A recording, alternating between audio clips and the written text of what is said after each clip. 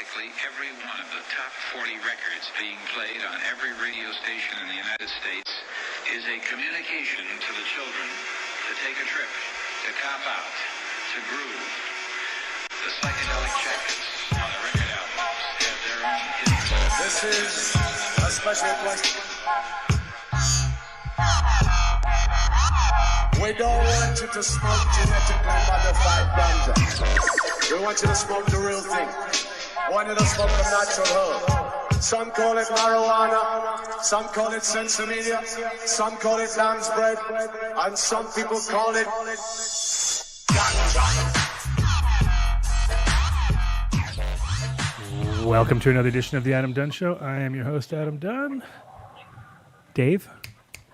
I'm your co-host, Dave. Thank you. My God. And this show is brought to you by Illuminar Lighting and Seats Here Now. Oh, wow, we got through that.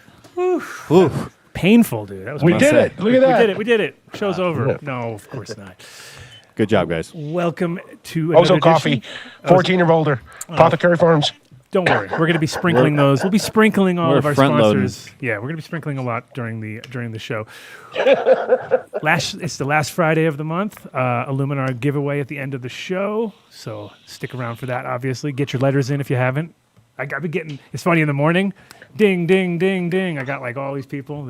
Nice. It's starting to happen. There are people, they want those lights. I saw that today, too. They all came in the same time. Exactly. Amazing. We have a chock-a-block show as usual. We have Mike Diesel calling in. Where are you calling in from, Mike? Detroit, Michigan. Michigan. And we have Mary Jane Oatman, not Oatley, Oatman. Get it straight at him. Get it straight at him. Calling in from, you're in Idaho, right? Well, I'm from Idaho, member of the Nez Perce tribe, but I'm calling in live from Muskogee, Oklahoma today. Oh, you're in Oklahoma too. Yeah, exactly. Nice. Like to hear it. Where all the action's at. With Oklahoma, man.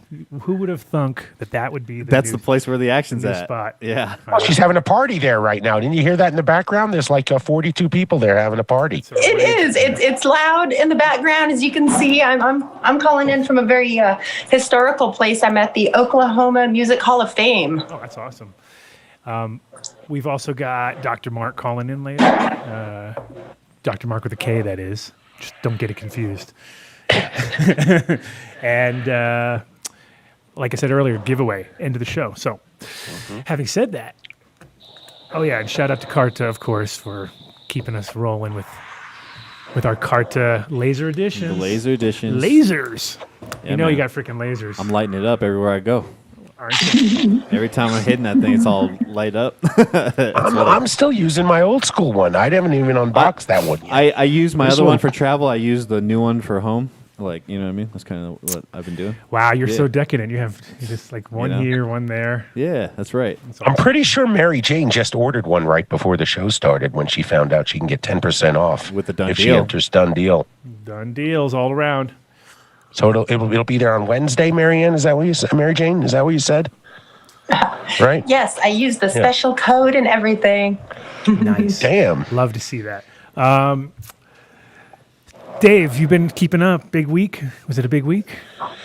Kind of. Listen, it was a really good week. I told you, I read some, this has to be the first administration ever that is allowing people with cannabis use, not a conviction. Wait, hold on a second.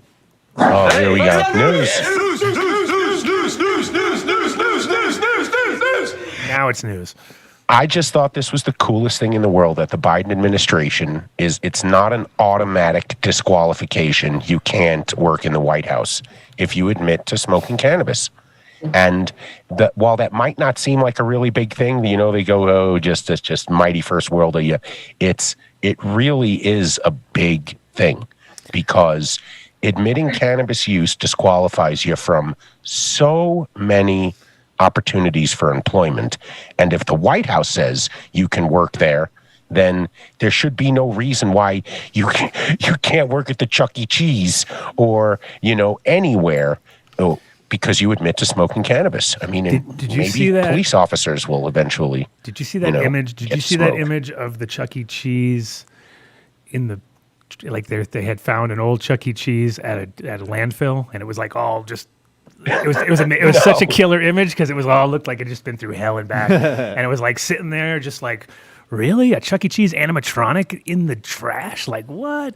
It was funny. Anyway, I got it total right here. sidetrack. It says Chuck E. Cheese animatronic found in landfill. Right? It's pretty dope. I'm gonna It's find scary it. as hell when you look at it. You're like, whoa. And that was entertaining your children right there in that thing. Oh, that's gross. But anyway, that's just some fantastic news. Both Dakotas now are going to have rules and regs, North and South. And I say this every week. New York, it's about time, New York. It's about time. Well, you see how it's like a domino effect, though? Like, I mean, Jersey announces it. Like, what? Next day. I mean, it was like literally like within 48 hours, Cuomo was already there. Like, we're doing it too. It's happening. So it is going to happen very fast once the whole Northeast kind of gels together like it is. Well, there's a map floating around, so it's got the, the green for fully legal, the blue for where they have medically legal, and then the red prohibited. And it's like fucking Idaho. Idaho like blocks any hope. Hey, don't be dissing Idaho, man. I'm just saying. Right, like fucking Idaho. They gotta change that, man. There's no way. I mean, really, to get. I mean, you would have to drive through Utah. If you're coming from there. I mean, so you take your pick, Utah or Idaho, right? I mean, Idaho has an opportunity to become one of those like distribution hubs. Where they just set it up and they get everybody going through their state, and they're like, "Come on, shit! They can open up the Canadian border again. Get that rolling. Might as well just get that going." Canadian border. Did you see the Karen video of the Canadian crying because we're just so mean down here with all these restrictions, and she's going home because she's a snowbird. She didn't want to be up in the cold, and she came down and wham, she has to go home now, and she has to fly, and she has to do all these tests, and wham. Anyway, sorry for that one. I did not see that. Sounds like you. Yeah. Well, sounded a lot like Dave, didn't it? It was very, he was very good at that. All that Karening. Karening. That's going to be in the Webster's dictionary. They're going to Karen. Do you think it's a verb? To Karen. You're Karening. I Karened. There you go. No? Wow. Yes. Okay. What a soliloquy. Yeah, that was great. So all right, that's the news. That was it. Oh, let's do it again. Come on. Wow. I think if there's one place you want to not ever come for your news is this show. Yeah, I definitely. I can pretty much. I didn't know it was supposed to be a news show. One more. Mark has news. Morocco is poised to legalize medical cannabis. That's right. As soon as, let's see, as products as soon as next week. About time. Announced Jesus. today. About I time. know, right? They only produce the most hash. amount of hash in the world comes from that tiny little plot of land there. So interesting. That'll be interesting to watch. I mean, I just watched a thing about Lebanon too, sort of similar, like where they just, they do everything traditional. It's definitely lots of room for improvement. You're just looking at these guys going like, okay, so they're pulling out males now. Like they're like every time they pulled a male, just plow tons of pollen everywhere, you know what I mean? And you're just watching these guys like, okay, so they've been doing this for thousands of years, and no one said, hey, if we pull this out, like, actually before the pollen opens up, then we won't have any seeds. Like, I don't know, it's just funny because it was like they figured out that you got to take out the males, just not when to take them out. But Morocco's timing is everything. Well, Morocco's a lot like that, though, too, where it doesn't matter if you do it because the guy next door to you is not going to do it. You know what I mean? So you're kind of in a constant pollen. Like there's a pollen. They can check the pollen from Morocco on a satellite, right? So the pollen from Morocco at the right time of year, they can track it on a satellite, and it travels all the way up France and goes all the way up. So it's like no shit. Yeah, it's totally. A massive amount of pollen. That's fucking crazy. Yeah, so that's like the cannabis ship in the a message in the bottle type of thing.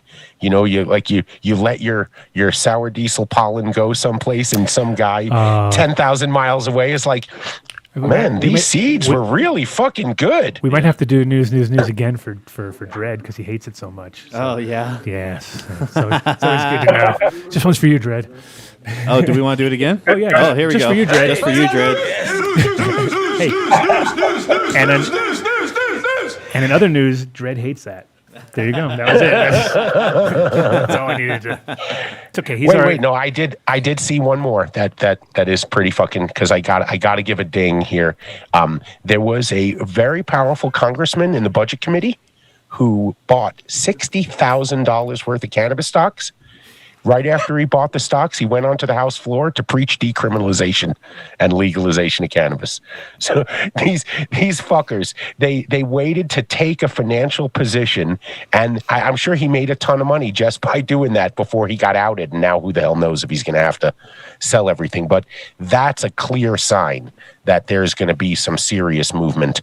If the Democrats are getting caught buying cannabis stocks and then promoting legalization, it's coming. So everybody start load your portfolios with cannabis stocks. And how about this? You think there'll be a cannabis crypto coin? There already is. Mota coin is already out there. But what is that? Mota. What is Mota? I'll have to look that up. Yeah, look that up. You may have to look that up. But yeah, there's a Mota coin already. There's tribes doing Bitcoin vending machines for cannabis. Really? Vending. Oh, yeah. Take it to the next level. So, Jerome Baker Glass, it's 50% off your order if you pay them in Bitcoin. Yeah, there's a lot of good deals right now if you're ready to release some of your funds. And most people not, though. Most people are like, nah, I'll pay double. Just to not have to deal with it, you know? Yeah, let's dig into, let's start our roundtable discussions here since we're all in the house. We're not going to talk about Mota coin? I just looked it up. It's 0.3 of a cent. I know, it's worth buying a 0.03 of a cent. It's worth buying a shit. I was just looking it up too. It actually I'm going to buy like 50 billion shares. It's one of those ones. $37. I watched it for a little while and I was thinking like, oh, that's the shit. It's really hard to get. Like you try to buy one. Just go try. It's not easy. It's like one of those ones where you're like, okay, so there's really nowhere to buy this coin anywhere. Well, it says it's a fully diluted market cap of $387,000. So I think that means, and if there's any financial people in the chat room, please correct me, but I think that means it's every coin is accounted for, right? Mm-hmm. Like they got to mine more before they can sell more. Somebody tell us what that means. I don't know. Yeah. This is a good time to say we're going to have Todd Harrison from CB1 Capital on March 5th, so we can save this question for him, and we'll ask him when he comes on. And then, someone just posted up about the pot coin, too. That was another one that came out because that was how they're saying Dennis Rodman and then Trump met Kim Jong-un. Yeah, slanging some cryptos. That's interesting. It says here, pot coin is the cryptocurrency of the cannabis industry. And none of us have heard of it or used it. None of us have heard of it. Yeah. Oh, well. I think, it is one of those things where it's definitely the future. It's just that there's so many now. It's crazy when you go on you look at like, oh my God, there are so many coins. Some of them are like pretty fucking up there already. You look like, obviously Bitcoin stands out because it's like close to 50 or hovering at 50, but you see other ones that are like 46,000 that are like 6, 7, 8 grand. You're like, I've never heard of these coins. It's crazy. Well then ask. Let me do that then. If there are any Bitcoin billionaire fans of Adams out there, come on, call us up. Throw us a few coins. We got some. We have some investment opportunities for you. Kick us down. Yeah. So, Mike, I wanted to talk to you about your dog rescue because that was definitely an honorable thing to be doing out there, and also, I'm sure hard work too. Dealing with stray dogs, it has never been an easy job, right? Tell me how that all started. Well, started would be from childhood, really. Me and my mom, after my father passed, I would say. My father was a Detroit police officer, and my mom worked for the city, and he passed when I was 4 years old. And we lived by a very notorious park in the city of Detroit where dogs just have always gotten dumped there. And we would see dogs every so often. We'd pick them up and be able to find their homes lots of times. In my youth. So it was just something that always stuck with me. And it was something I always knew I wanted to do. I didn't know I wanted to tie the youth side into it per se. And that's still in the progress of developing programs. And I knew that was going to take the long haul. And I knew I was in it for the long haul. So the dog side of it thing really just comes easy for me. I speak to them very well and understand their energy. So yeah, it's just. Do you have a permanent spot for them, or is it kind of? No. So I've always ran it out of my. We do what's called fosters. So we have a foster care system. So we like to have a foster in place before taking a dog in. But how, of course, it works is, if I have an empty spot for them inside of my home, then my home ends up being the shelter itself. We don't have a facility per se. Yeah. It's always been my house and or friends. I'm sure that gets crazy because you can't know when you're going to have dogs and what kind of dogs you're going to have. There's 6 here right now. You got 6 now? Oh, yeah. There's 6 here now. It's the lowest that I've been in 6 years. Oh, wow. How do you handle it when you're traveling and stuff, though? I mean, that's like animals and plants are similar in the sense that you get locked, you're connected. And at a certain point, you're like, well, I guess I'm never going on vacation again. So that's pretty much obvious. Or if you do, you got to find the right person to watch for you, and that's a nightmare in itself. How do you? Because I know you've been doing a lot. I know you're all over the place. So how do you do when you're traveling? Who's doing that for you? Yeah, recently. For the past 2 years, I started to have to travel. So that's why we're at the low point of the dogs right now. Because I started to tone it down, knowing the projects were going on, some of them. But I'm blessed that. Where I live, I have my mom literally that lives across the street. Mm-hmm. My grandmother lives directly next door. And then I have a boarding facility that I work with that is also a veterinarian where we're able to put dogs at when I go out of town. And right now I have 2 fence jumpers. So they go into boarding. When I'm out of town, those 2 go into boarding generally to make it easier so it's not as stressful for either my mom and or a friend that helps take care of them.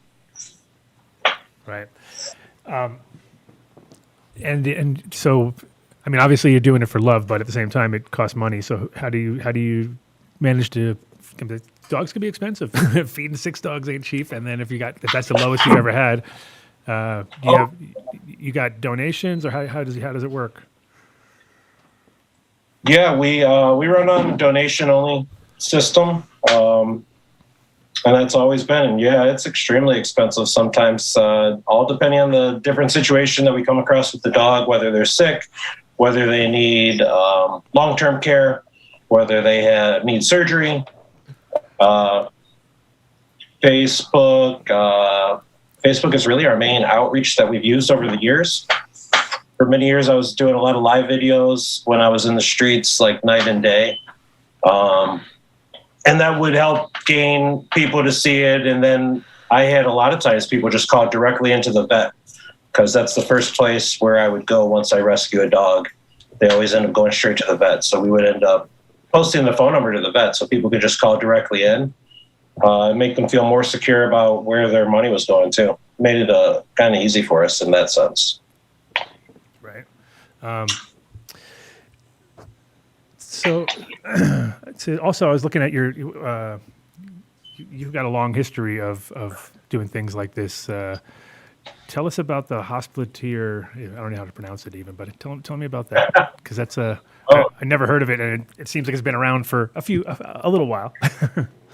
So the Hospitaller Order of St. Lazarus of Jerusalem is the world's oldest chivalry group, which is a nonprofit group essentially, and they. Essentially are the hospital workers that always took care of the sick, hence the name Lazarus.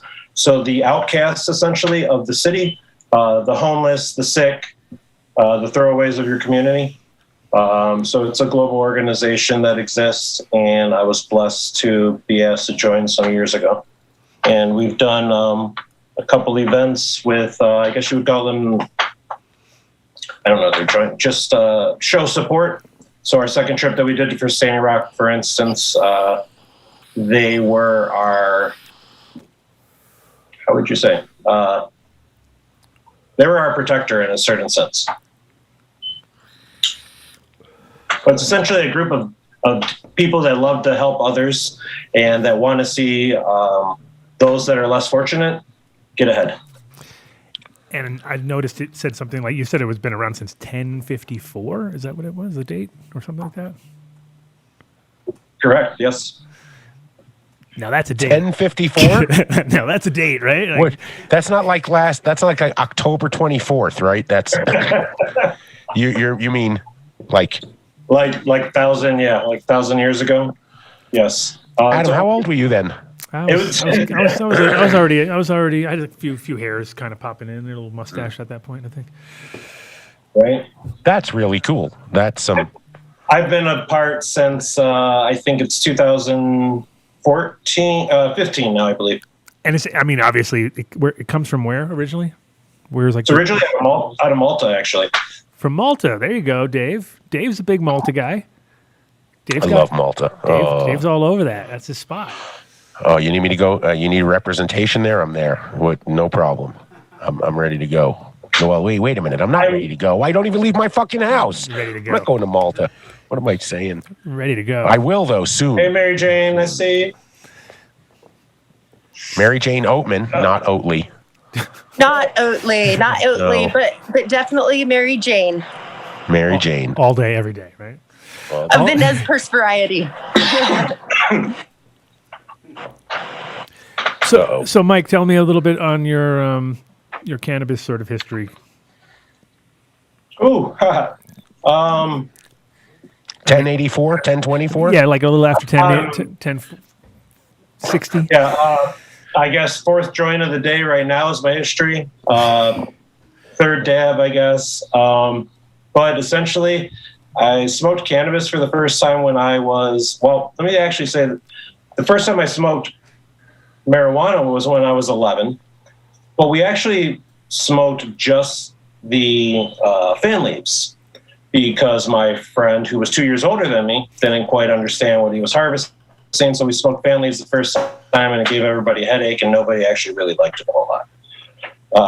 Go forward 2 years, 13, and I smoke again with a best friend.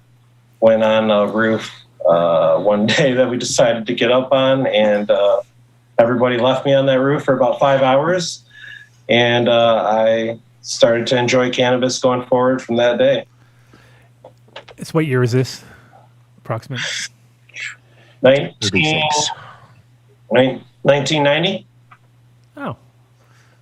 So weird. When I hear the words 90, I'm all like, wait a minute. I remember that. That was Yeah, it was such a different world, right? 1990, the 90s, as we call them. Sure. Right? Criminal years.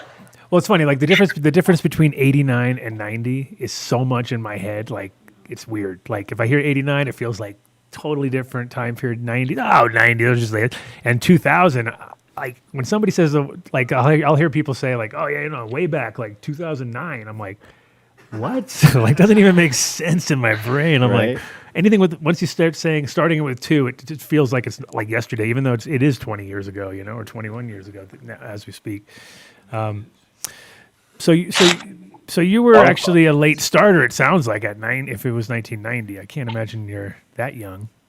Maybe. 44 right now. Yeah, right. So okay, so good because yeah, I guess that's about correct-ish. See, again, it trips me out because if I hear that, I'm like, well, wait a minute. Yeah, I graduated in '87. So I mean, but the problem was that I started when I was like 11, so it makes it a little different. 11. About 11. Yeah, 11 was the magic. 11 is a magic number there.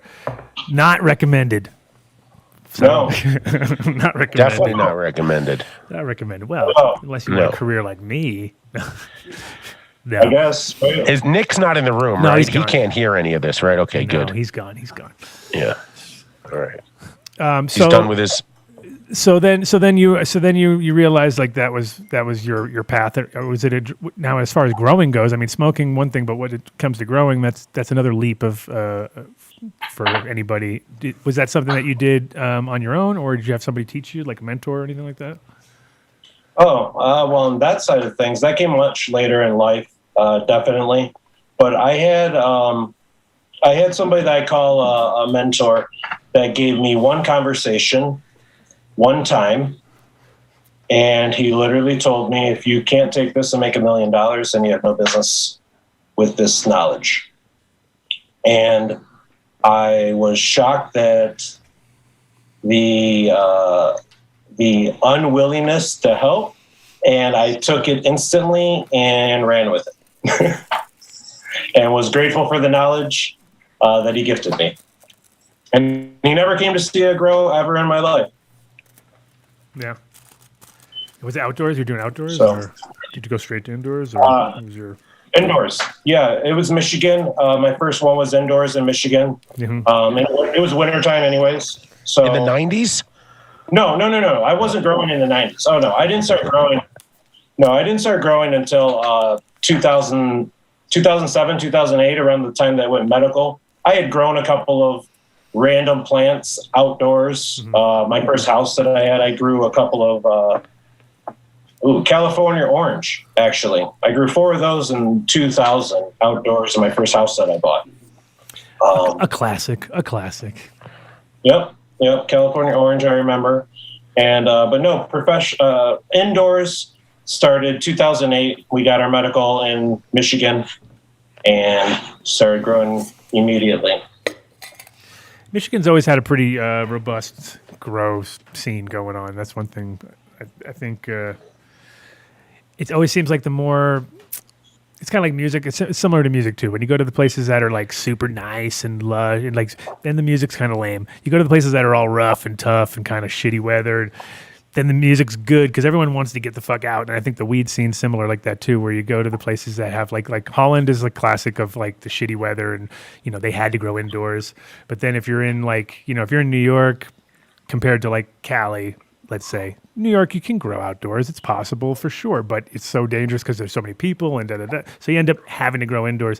People outdoors in Cali can just, like, if you live in the right spot, it's so easy. And all of a sudden you're just growing fire without even trying. You know what I mean? So I feel like it's like the harder that you have it, makes you work a little harder, and that in the end comes out, Hard work pays off in the pudding, right? What is that? The good recipe makes for a good meal. Or as Rosendumps would say, makes for a good bagel. Yes. That's what he would say. Of course. So you started off in Michigan, and then were you kind of stuck? Did you stay there for the whole time, or you kind of moved around? Give me a little background on your travels. So 2000, then go forward a couple of years. 2011, I opened up a hydroponics store here in Michigan. I saw and knew of the gold rush, of course, so I heard of picks and axes before. So I was determined. I was like, well, I'm going to do both, and I'm going to be a grower, and then gain the knowledge, the information, make the connections of having a store, and then being able to share that knowledge. So I opened up a store, I think it was November 2011, called the Grow Station in Dearborn Heights, Michigan. Okay. And opened up a place by myself, not super familiar with business. Classic, right? Place was probably double the size that I needed. Double the size that I needed. Retail's hard. Retail's brutal. Well, it's funny though too, because now everything's changed, obviously. But especially when it came to grow shops, most people were not ordering online back in the day. So you had, it's kind of a necessity. The grow shop was a necessity, and there was a point in time when it was like, it felt like that was the big money maker, just like you're saying, picks and shovels or picks and axes. But like the idea of like, yes, that's where it's at. But then it's so competitive, and everybody wants a deal, right? Like you've been on the other side of it all. It's like the margins are so slim. Like, especially like lamps, like high end stuff, little shit. Okay, well, no big deal. Boom, boom, higher margin. Lamps and shit like that. When you start making like $30 on a sale, like that's your profit pretty much at the end. You're like, but you had to like push this guy and talk to him for an hour, explain to him how to wire things or how to, just so much work goes into that actual sale. And then by the end of it all, you're like, and then you got to pick the fucker up, bring it to the car, order more, have them drop it. It turns into like such a rigmarole that you just realize at a certain point it isn't the gold mine that you were thinking it was, unless you have like 6 stores, and then you're making money. Like right now, Grow Generation is crushing it because are just going everywhere and buying up storefronts, and they're saving the industry really, because without, like, if they didn't come in, I would, I can't. It's hard to say they're saving the industry, but they are in a sense of like keeping things alive, because they just picked out all the good shops and went to every single good shop. They didn't take the bad shops. They're smart like that. They went to the good shops and said, "Hey, you want out? We'll take it." And they just, they're killing it. So it is a hard market though. I think Rosendog knows all about that. It's definitely one of those industries where if you're in it, you realize how much, there's money to be made, but it's also just with a lot of hard work. So how long did you have your store for? I ran it about 3 years. I actually ran it in the same location for 2.5. I closed it, moved it to a neighboring city about 20 minutes away, where the lease wasn't as high, and it was about a third the size. And after about a year there, realized that it just wasn't the timing really for it. And as you said, the industry, it was really just cutthroat at the time. It's really what it was. People would come in with just pieces of paper and just say, "Hey, can you beat this? Oh, I got this." It's such a game though, right? It's like, and people out there, like everyone, like you're saying, just cutting each other for $1 here and $1 there, and by the time you're done with it all, and nowadays too, everyone, it's all about convenience, right? So why would you even have a storefront when you can just deliver direct to people, have your warehouse, pay your people to load it in, load it out. It's sad too, because it's like I think the one thing I loved about grow shops is the community vibe of it all. Like I did, like always, you could see it too if you stood in a grow shop and hung out for a couple hours. You would see that a lot of those people they could tell like that was their one little moment where they had a little bit of, I get to go talk. They're just sitting in their room doing their grow all day. They go to the grow shop, finally got a little communication going. And if you have the right shop, like there's some stores that were just, it was more of a hangout than a shop sometimes, because like again, everyone had their margins. They come in with their 60% off discounts. So you're like, well, I ain't making shit off this anyway. I might as well make it fun. I think also the key is that you could still smoke at some of those shops compared to like, obviously not legally, but whatever. You can still get away. You're more get away with smoking weed at there than like, because that's the one thing I hate about dispensaries is the whole like working with weed all day, can't smoke weed all day, touching weed all day, talking about weed all day. It's like can't smoke it drives you nuts. You know what I mean? Because it's like you can't just do what you know. Like obviously in a reality world, you'd be like, hey, come on over, buy some weed, hang out over here, smoke some weed. What are you talking about? The alcohol industry, how often did you buy it? You bought your bartender a shot. Have one with us. Exactly. And the bartender does a shot with us. And now it's like, no. And in fact, you can't smoke that here. You can't smoke that there. No. You can't smoke that anywhere. It's just... Exactly. Did I just Dr. Seuss right there? You fully Dr. Seuss right there. That was a full Dr. Seuss.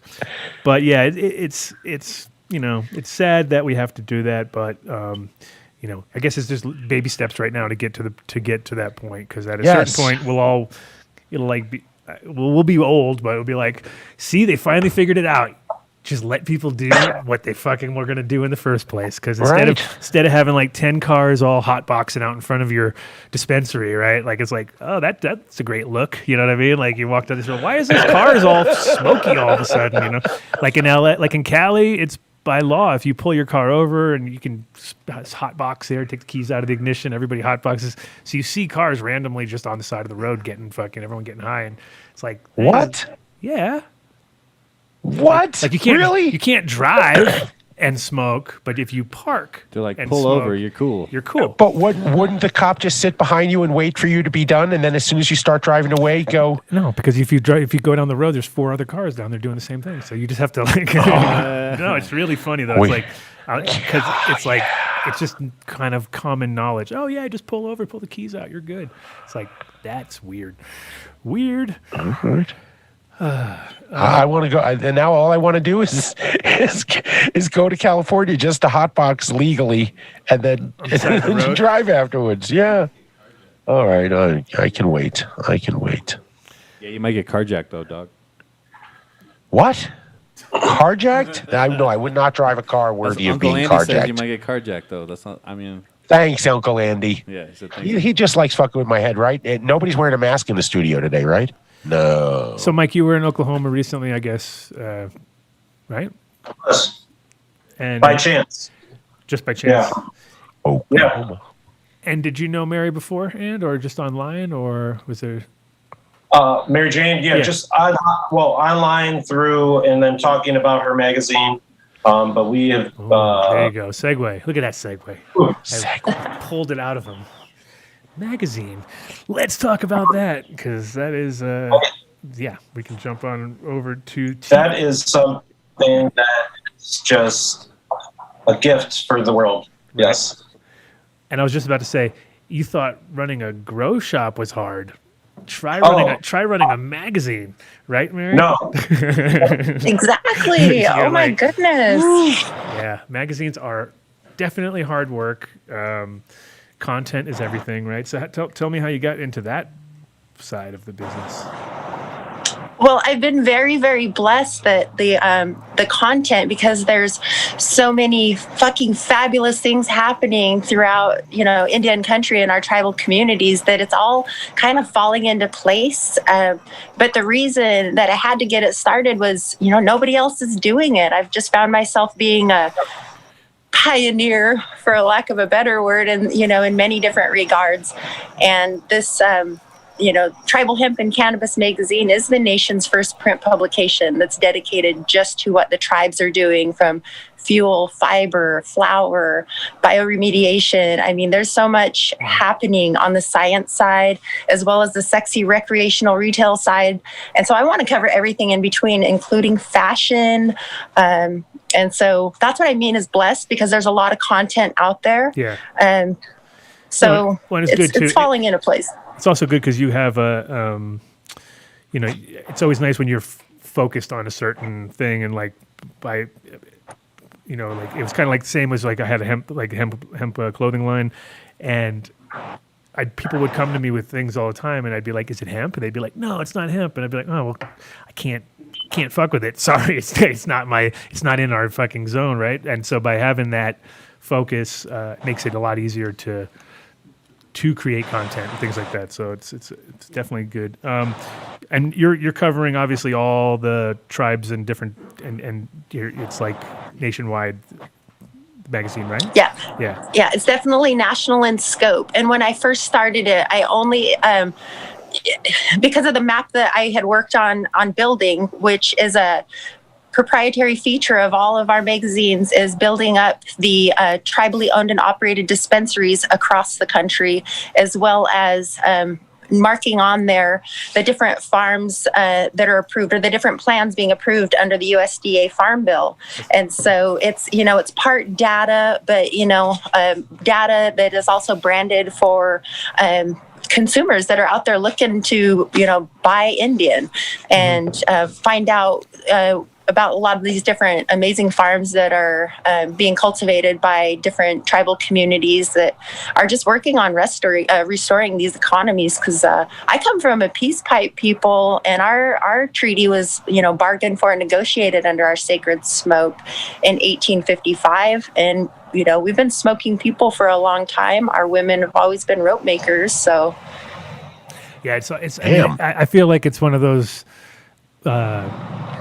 It's like a great thing to see, to give the tribes a way to grow themselves out of situations, which, I mean, hemp especially, like cannabis is obvious, like you're saying, that's like the sexy side of it all.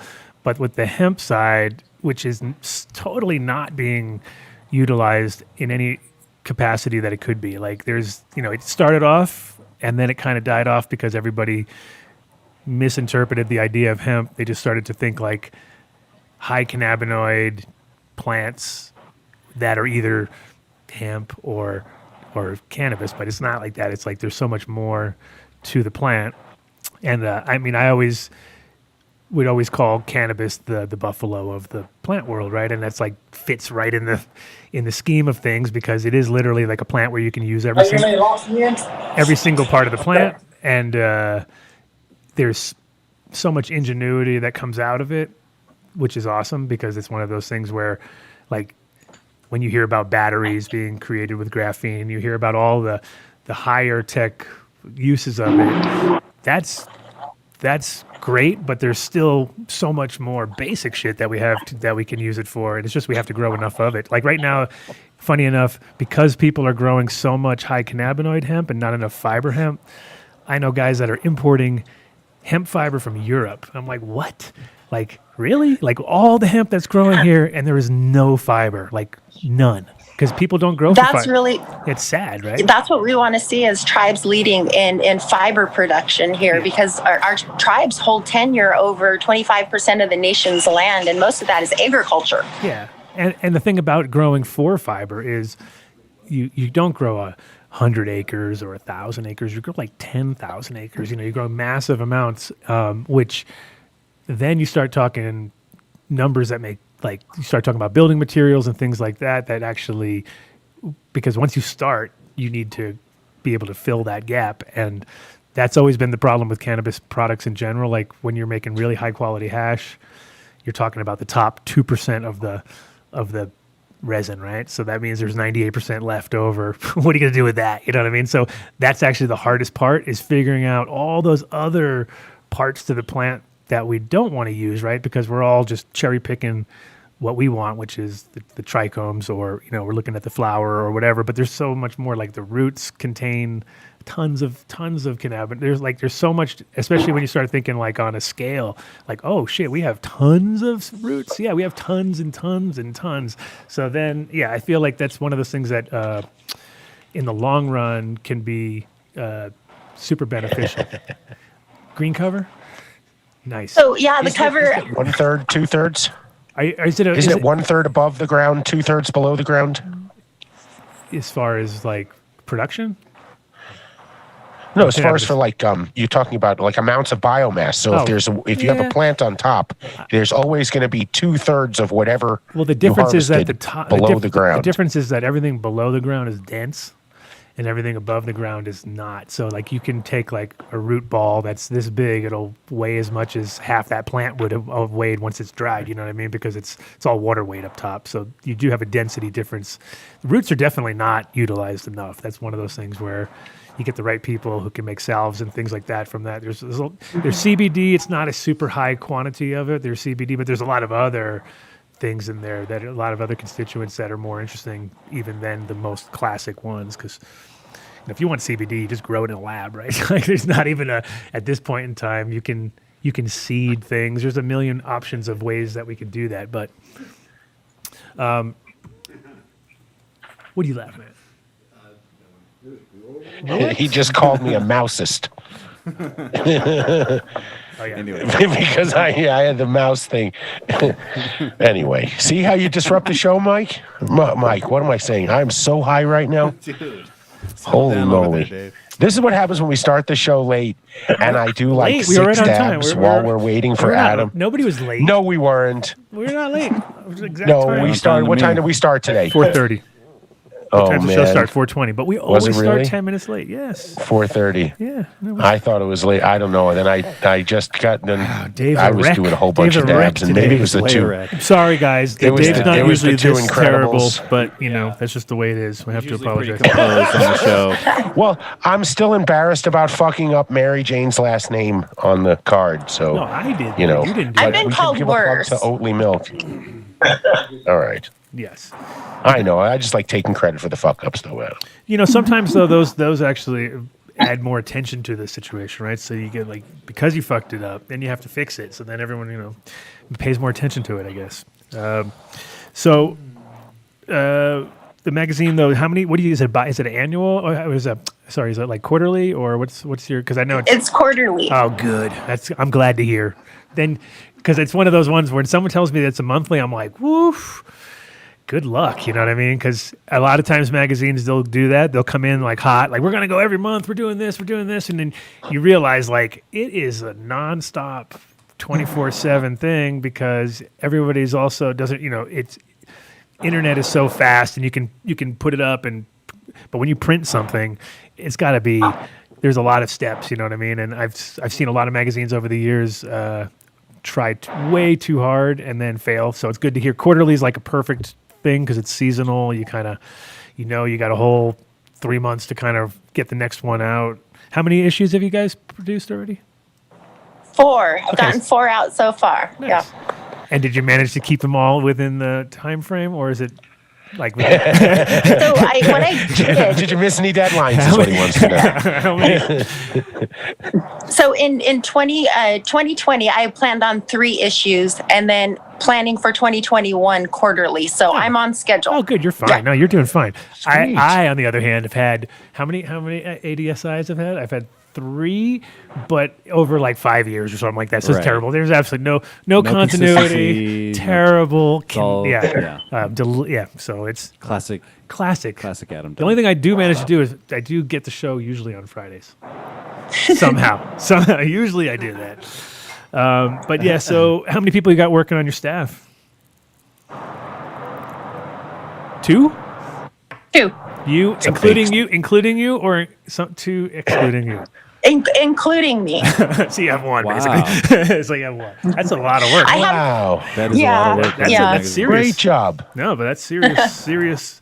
So you're wearing many hats, I'm assuming, at this point. Wearing many hats. Yeah. I do a lot of the photography, a lot of the I'm trying to back off on content writing. I had to do a little bit more writing in the first few issues, and I'm just kind of backing off from that. I'm going to be writing and contributing to some other magazines through some partnerships to get the voice of THC magazine out there, as well as starting up my own podcast, THC Smoke Signals. Nice. Awesome.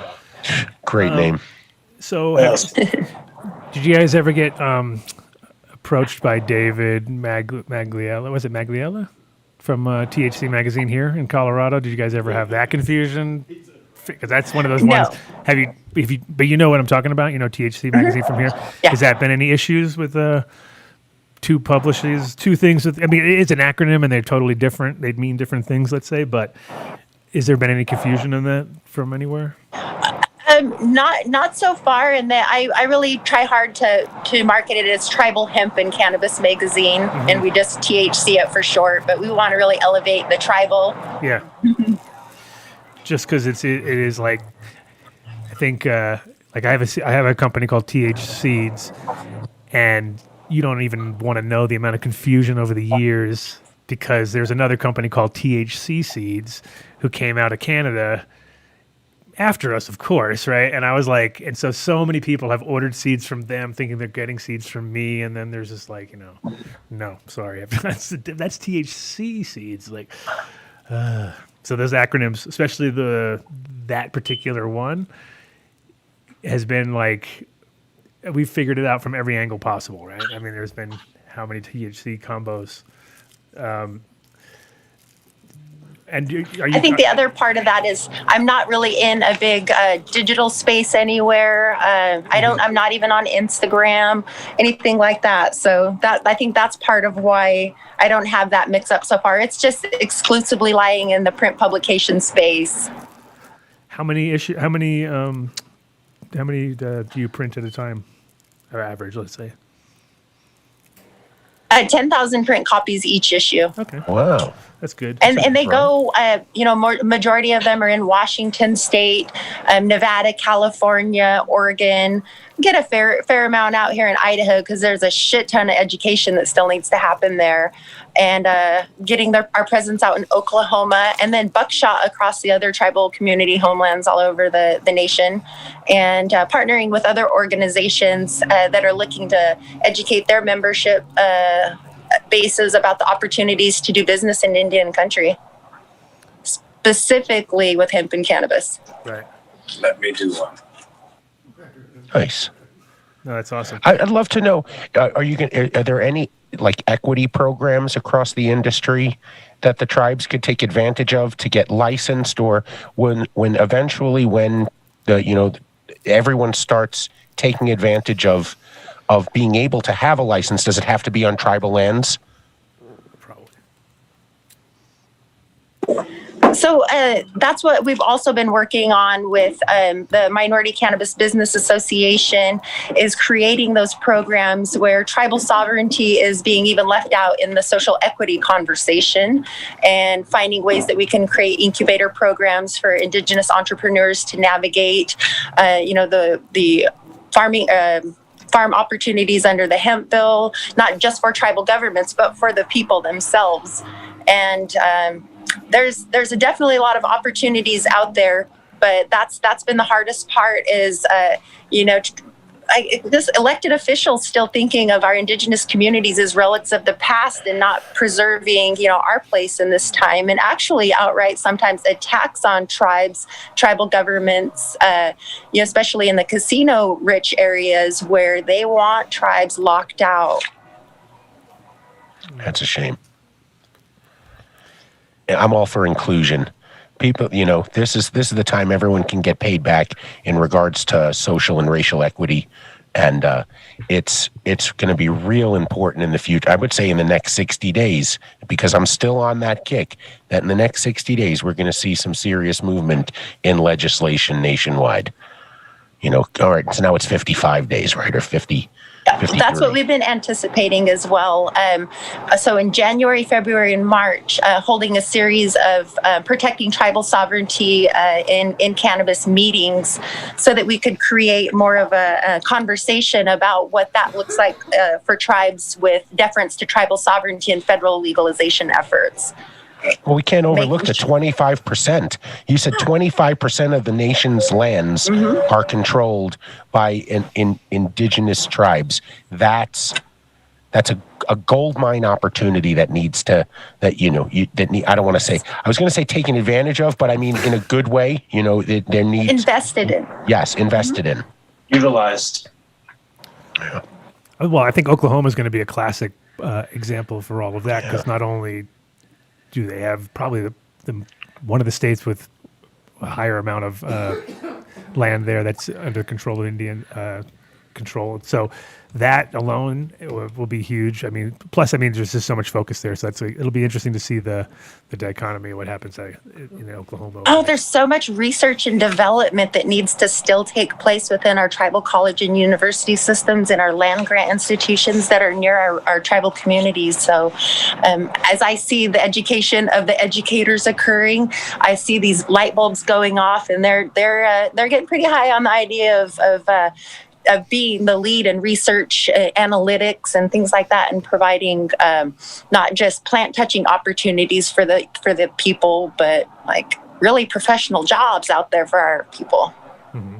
Don't you think like some elder could show up one day and just bust out just a big jar of gear that goes back several hundred years, tons of different landrace strains from across the U.S. that haven't been seen before, and just do some type of, get it out to everybody type of moment, right? I mean, I'm just thinking of it. You would have a great time with all the names. How high are you right now, Dave? Very high. What? So high, dude. Why not? I've never seen this. It's been cultivated. He got really all of a sudden I saw it. He was like, yeah, man. It wasn't even like this on the 1900 milligrams. Yeah, even with 1900 milligrams, you weren't this high. What's going on, Dave? For real. Going on? The protection and preservation of our genetics, like you're saying, some of those landrace strains, that's the space that I really want to see our people moving forward with, because there's a lot there as well for food sovereignty and the hemp side. I'm all about this part. That's the life that I grew up in. My grandmother went to federal prison for growing marijuana in the Nez Perce Reservation in the 80s. And so it was like an 8-9-year-old little girl. I'm visiting my grandma in prison. And, fast forward to 2020 and, we live in fucking Idaho. She could face the exact same type of raid from the federal government for doing what our ancestors have done on our homelands since before, any settlers ever came here. And it's a documented, smoking history as well as a cordage economy, like before Lewis and Clark ever stepped foot on our homelands. And so it's kind of like justice for grandma. She's 84 years old now. She's still out working in construction. And damn it, I just want my grandma to have a garden without having to feel like she's going to get in trouble.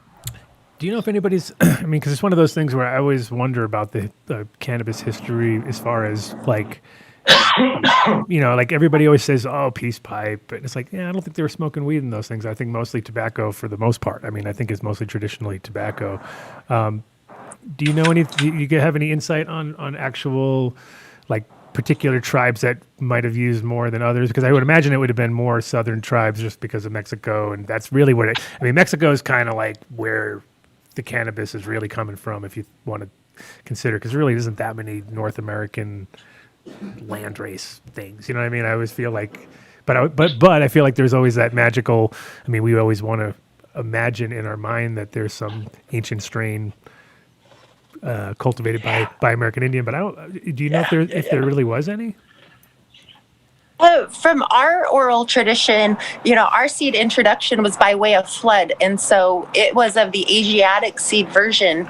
And, we have some of our archaeological sites that have been dated at 16,000 years where they have pipe stems or pipe bowls that were preserved over those, thousands and thousands of years. But we have... we've never had them residue tested. It's just there's just no will, because our rope history is separate from our people's acquisition and our smoking history. So, what would be traditional rope? Because I doubt that hemp was really the focus. Mostly it had been something more indigenous. It would have been something that actually grew there. Before that. So, what was? Yeah, it's tough because the places that do have it traditionally, like if you're in Burma or you're in those kind of places, it's the most obvious thing because it works the best and it grows the easiest. And so I think if it had been really prevalent, it would have, there's no reason like it would have ever been not the focus of everything. Because that is the crazy part about cannabis history is that, as useful as it is, and it was so useful that we somehow they managed to take it out of the system for 80 years and everybody forgot about it. But up before that, it was used, across the board if possible, because it was, again, the most easy thing to use. So yeah, I wonder, because I feel like most of the hemp that actually is wild, that you see, is still European original, descendants of. So I would. Well, maybe then my dream isn't so out of line. Maybe it'll be like some long lost hemp landrace strain where it grows, maybe just huge. The fibers are even longer, and it's hempcrete and everything comes from it, hemp rubber, and that's what saves it. I'll take it. Take another hit, Dave. Take another hit, Dave. All right. Jeez. Smoke on it.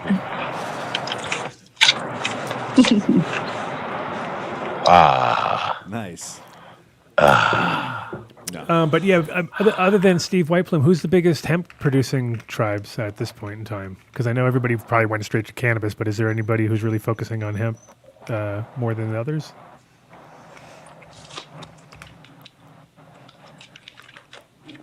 So in this latest issue of THC Magazine, we actually include copies of all of the tribes that are producing under the hemp plans under the U.S. Department of Agriculture. Nice. And I am working on a lot of those different data sets, but there's a tribe out of Montana that's doing a lot more work on. There's I think 33 tribes on the list right now, and there's find the one here. Oh, the Winnebago tribe of Nebraska is tearing it up on the hemp side. There's several of them that have been going through. They've already gone through all that research and development, and they're just really excited about scaling up. Mm-hmm. But I can't say any one tribe is leading right now. I think that's the most difficult part is, we have a lot of opportunity, but it just means that there's more opportunity in the long run, I guess. yeah. And I think part of it is I think everybody goes through the same motions because they think that the real money's in cannabis, but if you really want to go on the long picture, then the real money's in hemp. It just for sure, because your restrictions are so much lower, your entry point. I mean, when you start talking about like growing a pound of cannabis, how much it costs you in the end when you really put all the numbers together, the electricity, the rent, the food, you start to add it all up. You're like, oh my God, this is like totally ridiculous as far as like the amount of inputs that are required. And then when you start looking at hemp, it's the opposite, where you're just like, oh my God, I could produce so much. But then the problem always comes, the bottleneck is always the production. So whoever takes that seriously, so that's something that if any tribe wanted to really be smart about it, they would take into consideration, because you can transport all of the hemp from all over the country, can go to one facility, for instance, right? So so whoever controls the production of the breakdown of the hemp as far as into its raw materials, that's the people that'll do the best. That's the group that's going to come out ahead. So as you're cruising around, checking out all these people, you can pick out the right, like whoever's got the best infrastructure for that. Because that's what happened in Colorado. We have zero, there's nobody here doing that. And we produce tons of hemp that just gets left to rot pretty much, because nobody's really doing much with it once it gets to the end, unless they're growing for cannabinoids and then they're just making flour or extracts or whatever, but I think in the next few years, as people lose their shit trying to do that, because they're all trying to do the same thing, hopefully somebody pops out and figures out that there's so much more to the plan. Oh, Adam, that's what exciting about being out here in Oklahoma right now. I've traveled out here to attend a seminar for Native Health Matters, and their conversation is about an indigenous production trade alliance, where there's that, economies of scales with the tribes, land and landless tribes, tribes that have the the capital to be able to move on one side, and help tribes that have land and opportunity, so that they can all work together on the production side, so that they can have the conversation about what kind of strains are going to be growing best in their climate, and then moving forward from there, growing similar strains for economies of scale in production. And the tribes, many of our tribes, even out here in Oklahoma, they have the tribal colleges and universities. So they have, that double opportunity to work on scaling that out and training the next generation of young people that are going to be in there. It's been really eye-opening to see how many tribes there are here in Oklahoma that are still on the fence about this conversation. And so it's just always continuous education of our elders, because they are also products of the reefer madness era. Right. And a lot of our elders push back against this because they think of it as a drug. And so the, education about plant medicines is big. Exactly. It's my wife's from Sweden, and it's similar in the sense of they have such an alcohol problem over there that they don't even want to talk about it. And I'm sure tribal, it's a similar thing, because they know that alcohol's just riddled the reservations, and kind of, hasn't been very positive. So when they see this, they oh no, it's a drug. And it's no, actually, especially when you bring hemp into the picture, it's not. We're talking about something that's way more healing for the land, healing for the people, has, and I think that's also what is really interesting, is that, that's where CBD kind of helped cannabis kind of get over the finish line as far as acceptance goes, because if it was just cannabis, it'd be harder because people don't see the benefits as much, even though there's plenty of benefits that are there. Whereas with CBD, especially when it's a child with epilepsy or having seizures, and boom, you give it the CBD and within seconds it's over. That immediately oh, that's it. Okay, sign me up. You know what I mean? So definitely together they kind of help each other change people's opinions, in the long run. So that's, I think, And if depending on how old these people are, some of them might be old enough that they remember when it was accepted, you know what I mean? Because that's the crazy part about cannabis stuff in general, is that it's only 75, 80 years ago, you know, it's not long. And so depending on how old somebody is, they might have been catching that tail end of when everything was cannabis related and cannabis based, you know what I mean? And wasn't a big deal. So yeah, it's like if you it's like if a kid, like nowadays, if a kid's crying and somebody gave him like a little nip of whiskey, they'd be like, "Oh my God, Child Protection Services now!" You know what I mean? And back in the day, that was just a normal thing. And then before that, they were giving kids morphine and like giving them, you know what I mean? Like, give them a little morphine, that'll knock them down, you know, like. But we've all kind of like pussied out. But there's a lot of those medicines that are, you know, and cannabis is like the one that's the complete, you know, as far as safety goes. Yeah, there is probably nothing out there that's safer. But, you know, unfortunately, we've had 75 years of reefer madness, like you're saying, and that kind of, it worked, you know, definitely worked enough to scare a lot of people. But what's also really interesting is watching those people that are in those generations smoke their first joint or eat their first edible, or, you know what I mean? Because a lot of times it's like, oh, that's what's been missing the whole time. You know what I mean? Like literally, that was it. Yes, that's just it. I mean, all of them have somebody that was, you know, negatively impacted by the war on drugs and that has positive healing with cannabis, you know, where their children have been arrested over it and they know that it's a better alternative for them than, you know, some of the stuff out there that they're trying to push, you know, down our kids for, you know, attention deficit hyperactive disorder, like Ritalin or something, and just wanting to go straight down the pill line. And that's been a disservice, you know, of the Indian Health Service. That's just been the practice for generations. And so, you know, those elders that, you know, seem to be a little bit more on the naysayer side, you know, once you have those conversations about even just, you know, having sovereignty in the way that we heal our own selves, you know, that we should be able to choose how that looks, you know, what that is. Yeah. No, alternatives are important, and I think I think in the next few years you're going to see so much come out of the ability that people are going to be able to grow enough hemp and cannabis to finally and have the backing to study it. That it's just going to be like a watershed moment where we have just every, you know, like. Pretty much a lot of the things that are hang-ups for people these days, we know cannabis can help when it comes to, you know, like you're saying, like ADD and like all those kind of like, oh yeah, let's just give them more speed. That'll help. You know what I mean? Like that's our solution. Like, oh, your kid's speedy, give them speed. That'll wane them down. You know what I mean? And I think there's so many other alternatives that I think we'll end up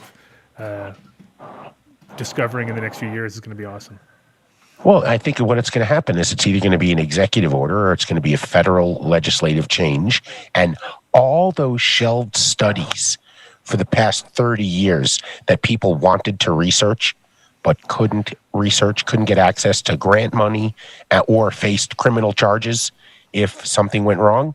Or, I mean, if they even, you know, went through with it, now you're going to get to actually find out for sure.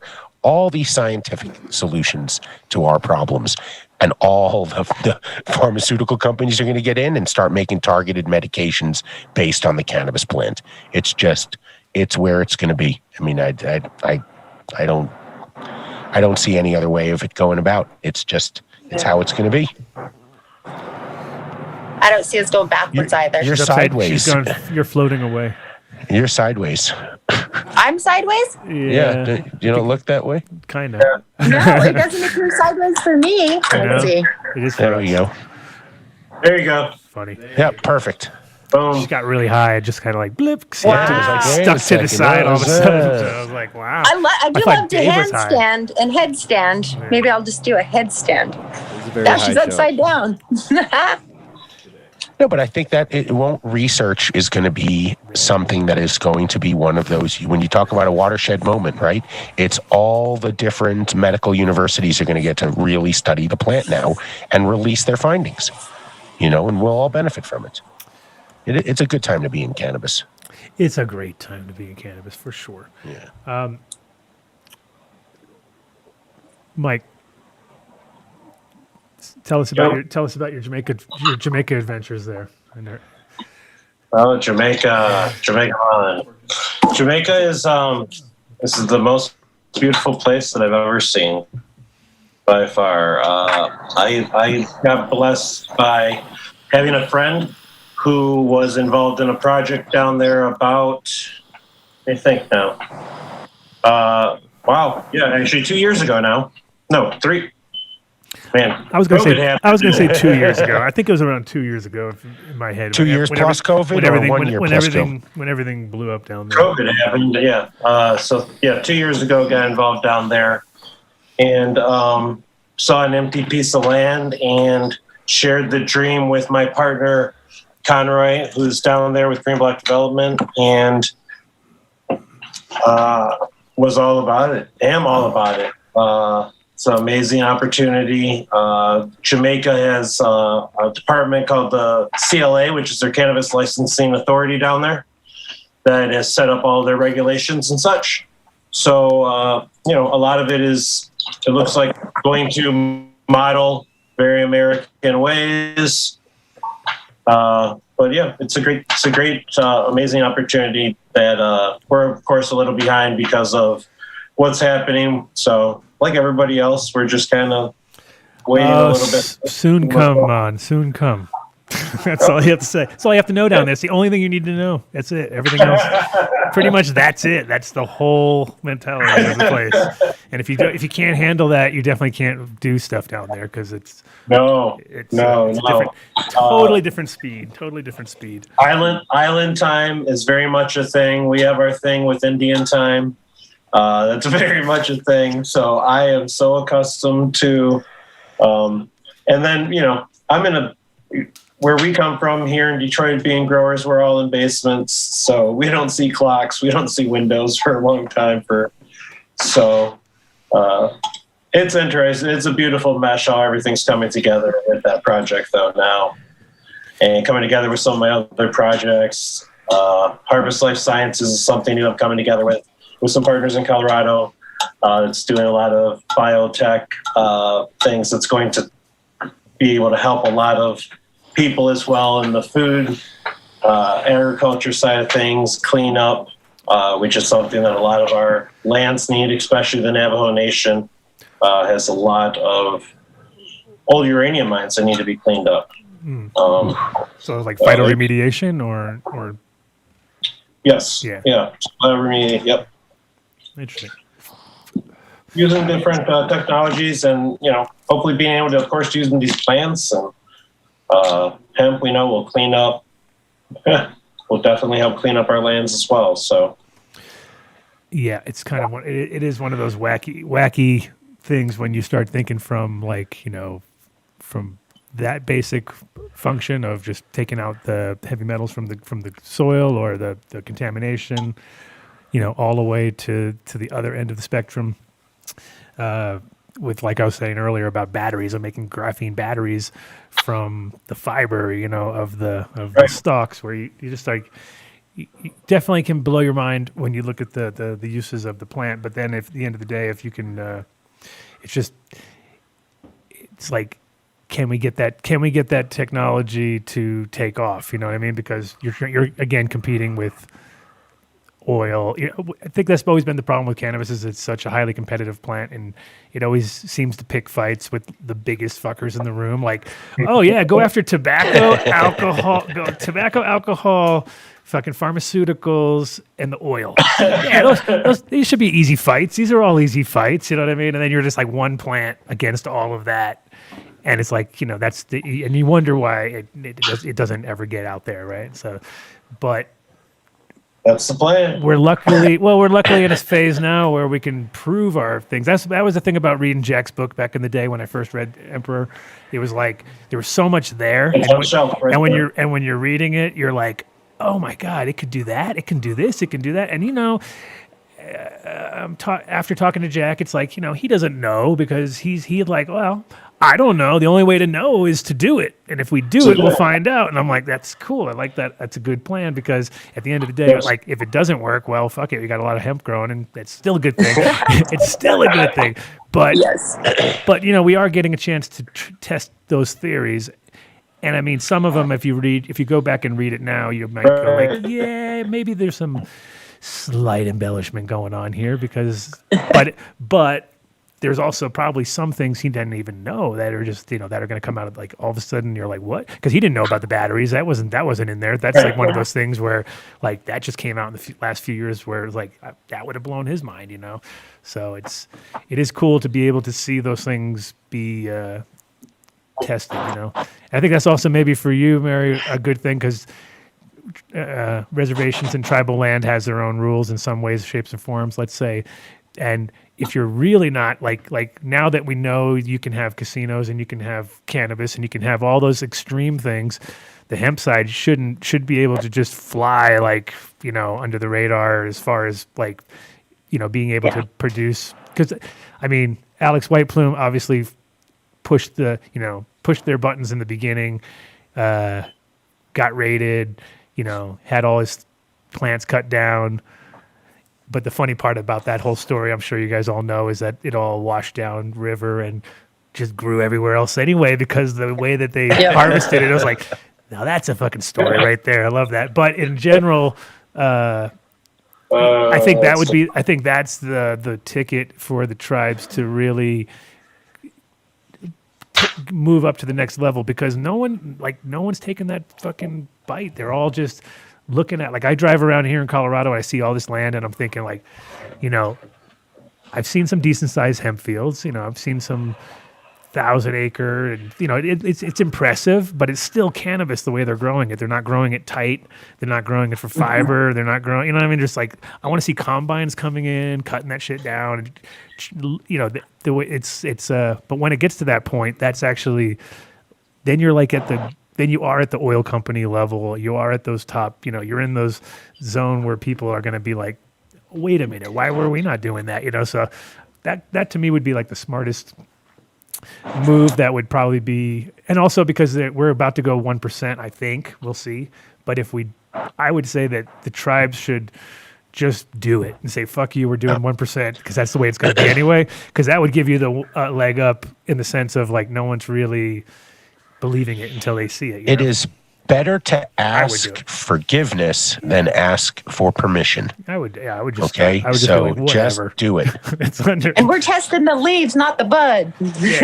yeah, the bottom dirty ones that are undone. No, but I mean the thing is, it's because it's safe. We know it's not. It's going to go that way anyway. They're going to figure it out because all the equatorial countries do that anyway because if they don't do that, it doesn't work. Because if you put the plant outside, it wants to spike because it's just that kind of a plant, right? Otherwise, we're all growing CBG only, and none of us are, you know what I mean? So but CBD inherently seems to be, this is like an issue all the way down. And when you go into those ranges above 0.3 up to point, even if it was 0.9, it'd be way more acceptable than 0.3 because like Europe is even worse. It's 0.2 in the EU. It's like, oh my God, it makes everything so complicated, you know what I mean? But if you open that up, because that's really what everybody's scared of. But at the end of the day, I think like that's where the real deal's at. Oh yeah. We shall see. Do we know what is the bill number for the 1% change for hemp? Do you know? Because I'd love to look that one up too. That's a game changer for the whole country. Ryan Laughlin is pushing that a lot, so if you can look on his page, probably. Oh. Yeah. Show suggestion. We need to have Ryan on. If you're listening, Ryan, you haven't been on in forever, so it's time to come on. That's true. Yep. So what do we got going on that? What's up in the near future for you guys? What's happening with you guys? I mean, there's a couple of. I noticed Oklahoma's got a few events coming up. They seem to be the first ones out the gate. Like, we're having cannabis cups. I heard some word on the wire. But is there anything going on out there that? you've heard of? Well, I'm out here for the Indigenous Production Trade Alliance, and so we're having those trade conversations with the, R&D community, the educators, the farmers, production, pretty much, the whole spectrum. And it's just, that really cluster of, Oklahoma conversation, but the same conversations are going on in California, and even in having conversations with California, the North and the South aren't really, having them together. So, that's going to be the work, especially during this first 100 days of the Biden administration. We've got some, folks in there that are carrying forward some great suggestions for, what tribal sovereignty and protecting that in federal legalization looks like.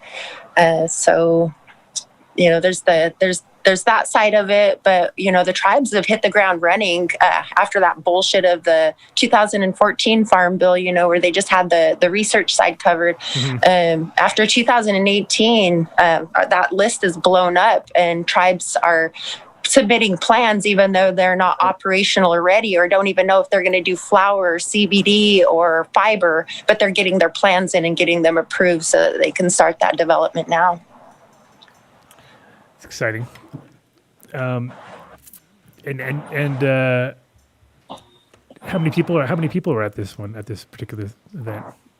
There's about 50. Okay, so it's small. It's a tight. Yeah, it's small gathering. Right. Then again, I mean, now it's impossible to plan anything big anyway. So, and if you did, yeah.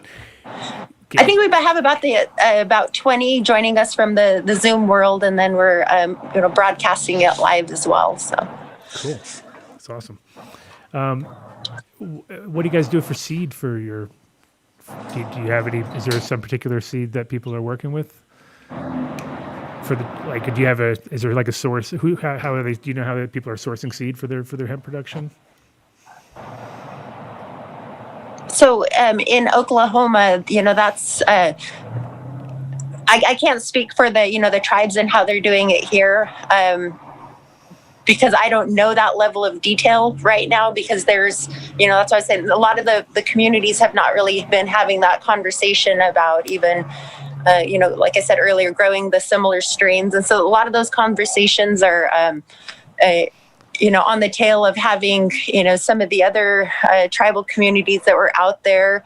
The first round of grow for some of our tribal communities was, the shit show where you had the seed companies dropping in and, with all their promises. And so we're vetting different, companies to be able to work with.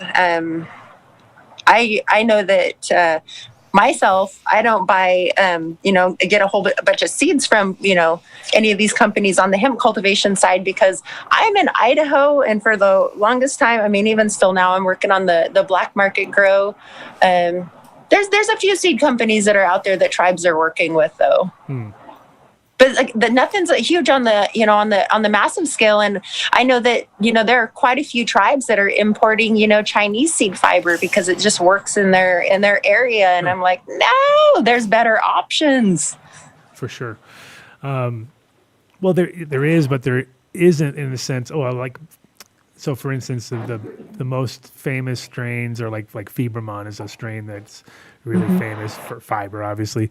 But it doesn't grow good at all here. Like it's from, and Finola is very similar. It's from Finland, so it has a totally different sort of growth pattern. So people tend to never finish it, and it's weird because you're talking about fiber, so you're not worried about flower production and cannabinoids and timing of that. But if you don't get the fiber that you need, it's a total washout, because you're not thinking like a cannabis farmer where you're like, oh, it didn't do so good, but I'll trim it really tight and make it a little bit more. And, there's always a way to balance it out.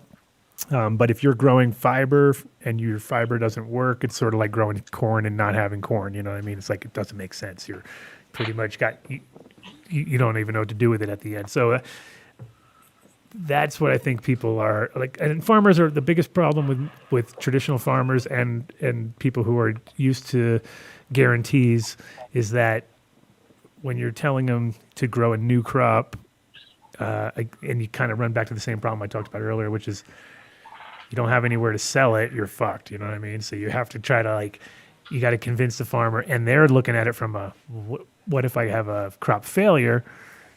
And they're used to having insurance, and then you have to find somebody who can actually do crop insurance for hemp. And I don't, you know, it's happening now, but it's not as easy to get as if you're growing a traditional crop where it's just a normal thing. It's just paperwork and fill it in. And people are getting subsidized to not grow anything. You know what I mean? So it's kind of hard to compete when you're like, hey, grow this new crop. We don't know if you're going to be able to harvest it. It could go over the limit. You might get in trouble. You could go to jail.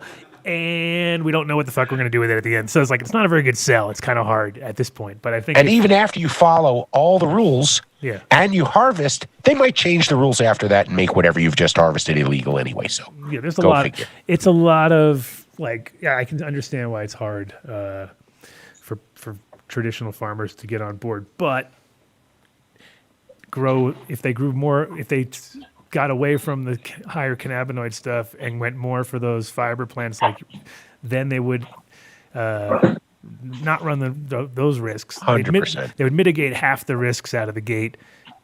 But you know, at the end of the day, it's like just got to get the acreage in there. It's all about the numbers. We spoke to a guy, right? That hemp building products guy, a great company. He just can't source fiber because there's none grown here. And if he does, he has to buy it from outside the country. So if we had, just like you said, fields and fields of it growing by the thousands of acres stacked right next to each other, specifically for fiber, then we would have those products right now, you know. Yeah. Did we lose Mary Jane? Is she still there? She turned it off. She got pissed at Mike, right? What happened? I don't know. She's gone. See Mike? She faded. Yeah. Battery might have died, maybe. Who knows? Dave got her too high. No, right? She's internet in Oklahoma. What are you talking about? She's in Oklahoma on the internet. That's some kid's driving a bicycle to power the generator to keep the internet going there. Oh, we almost lost. That's how they have it. What's going on there? So, what do you mean? So a really interesting shift for you guys with that said, because so you guys heard about the Navajo Nation and like their debacle with their hemp farms, I'm sure, and the raid that they recently had. Maybe. Tell us. Well, they were having. I was out there 4 years ago.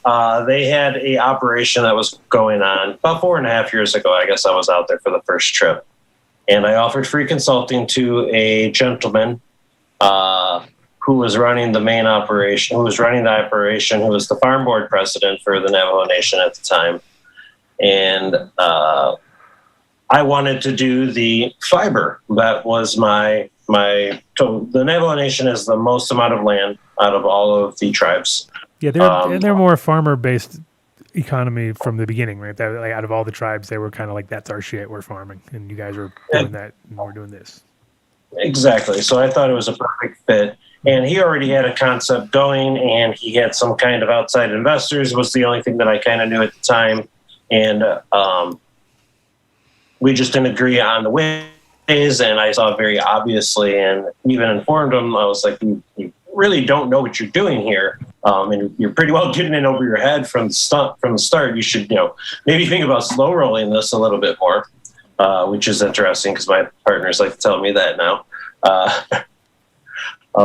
But at the same time, yeah, and then it ended up being a total debacle for them because they went on with outside investors, outside work, and that's a shame. Now on the Navajo Nation, everything, hemp at any percentage is illegal currently. Really? Well, that sucks. What? Yeah. Oh, yeah, I got you. Right. Get it together. Come on, shitty Jamie. Shitty Jamie. Navajo. 2 minutes late. Don't be a Navajo. Damn. It was, it was interesting.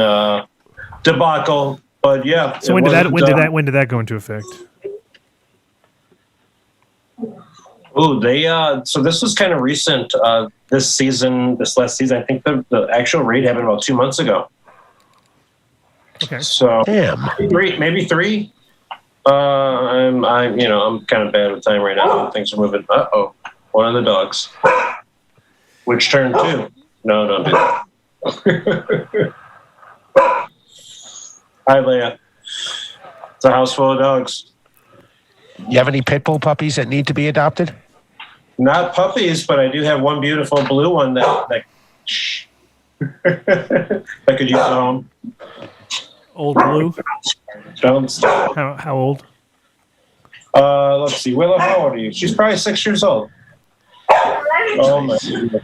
6-year-old. We said, is Mel on the line right now? Are we calling Mel? It sounds like hey, we hear the dogs. Get Mel on the line right now. Yeah, Come that'd on. be a perfect call. That's the perfect call. Yeah. Right. Between that and She has that. doggies too. no.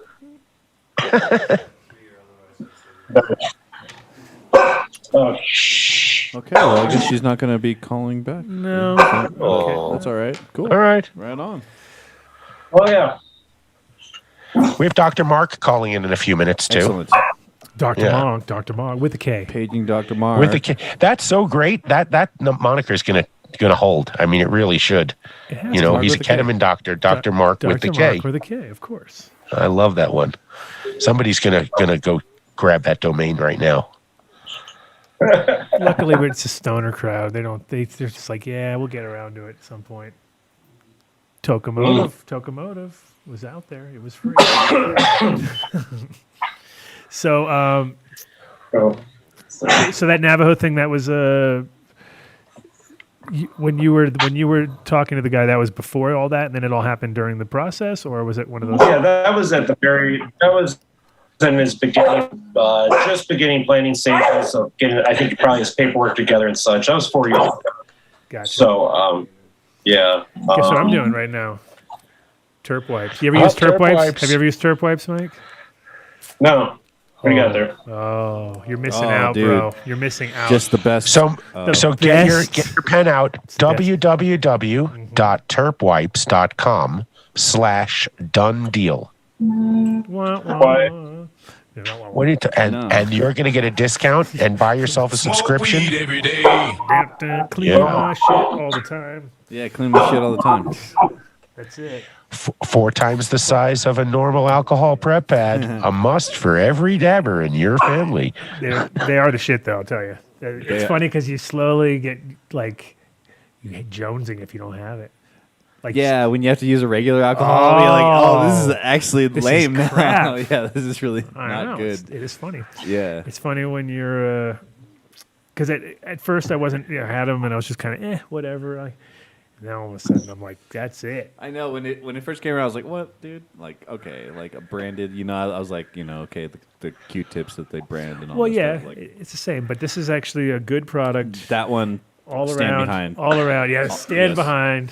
for sure. Kid- 100% It really support. works. Yeah. The kid. I can mean, it use real- The it- kid can use them as yeah. paint wipes too, so that's the best part. Yeah, Ow! Only the kid though. Only the kid. yeah. Yeah. Oh, Damn. I'm still waiting. To Shout get- out to the kid for the sideways microphone, right? Yeah, Exactly. right? Thanks, was- kid. Yeah, Inspiration, we're back bro. to it Now the because- microphone's taking up more real estate than ever because it's like It's like a side this is shot. This is a Vinnie Bob 45 like degree angle. 45-degree angle Yeah, and then he's- side shot. Side mic. shot. You It's can- like, Yeah. yeah. That's why I sound like shit. That's why I sound so bad. Yeah, It's because of exactly. that. It's not Yep. because Sound of, fine to me. it's not because of me. Oh no, I'm sure that's my fault. If you sound bad. He used to like And to I hide made behind the dog microphone. bark right there too. Yeah, it's good. I got you. Fucking thing. I'm struggling over there. I'm struggling. Look at you guys sharing a fucking dab rig. No, we're not sharing anything. I'm just just having screwed to it do. back He's in doing for him, he maintenance just can't for me. He's figure it doing out. maintenance. It was a maintenance okay. thing. Off shot. So I don't look at Maintenance? What happened? I took it apart to clean it, and then I just sort of like couldn't screw it back in because it's sort of hard. See, even Mark's like, Even shitty Jamie is it can't get it in? reverse? Is it Shitty reverse? Jamie got so it's It's right. reversed. It's Oh. right on the atomizer and left on the ceramic part. I would have been there all day. Yeah. I would have just sat on the show spinning that top for like another 25 minutes if I didn't just hand it off the screen. No. Cameron would have called in. He'd have seen you fucking it up and he'd have called right in and said, Adam, it's a reverse spin and a top spin. Yeah, Cam. I don't know why he didn't do Do you that. have a card, Mike? No, I don't. Well, just so you know, they happen to be a sponsor of the show. Look at that shiny orange laser edition that Adam is smoking on right now. So you can go to www.focusv or it's focusvproducts.com and enter Dunn Deal, one word now. You don't have to enter 2 anymore. At first they had it for 2, and I was getting a ton of hate mail going, the Dunn Deal doesn't work, but they just had it set up wrong. And now it actually works on that laser. So you'll get 10% off your order. We don't know how long it's going to be. They're going to be a sponsor of ours for the next couple of months, and so we can keep them on longer if everybody goes and buys a Carta. Everybody. When I say everybody, we mean everybody. I've had mine for over a year, well over a year. I mean, I want to say I had it for 6 months prior to it. Mark suggested it to me, because we were sort of dinging on the Puffco, and it's like you got to try the Carta. Well, you got to check this one out. Yeah, I was just doing research and I found that. And that was that. Yeah, research. I'm a research man. Research and development. Sometimes Shitty Jamie does some good research. Shitty Jamie doing the deal, doing the research. Amazing. Wow. But you see, you can order one, 10% off. Everybody out there, if you want one, go grab one, 10% off. www.focusvproducts or focusv.com and enter Dunn Deal at checkout. Elka does not believe. It works on both. Elka somehow does not believe that Dave gets hate mail. Dave gets so much hate mail. I don't. No, lots, dude. You just, I don't. I try to keep it away from you. I don't want to ruin you. I don't want to ruin you. He doesn't want to break me. I only send you the. Okay. I take like the cream and I bring it and deliver you the cream. I'm sensitive, so good. Don't read me the bad ones because it would break me. It would absolutely break me. Leave me alone. I'm a good guy. We lost somebody a couple weeks ago. Who was it? They were like, that's it. I'm done. They didn't say. They didn't even spell it right. They didn't even spell it like D-U-N-N. They should have said. If they did that, I would have been impressed. But, I'm done with Dave.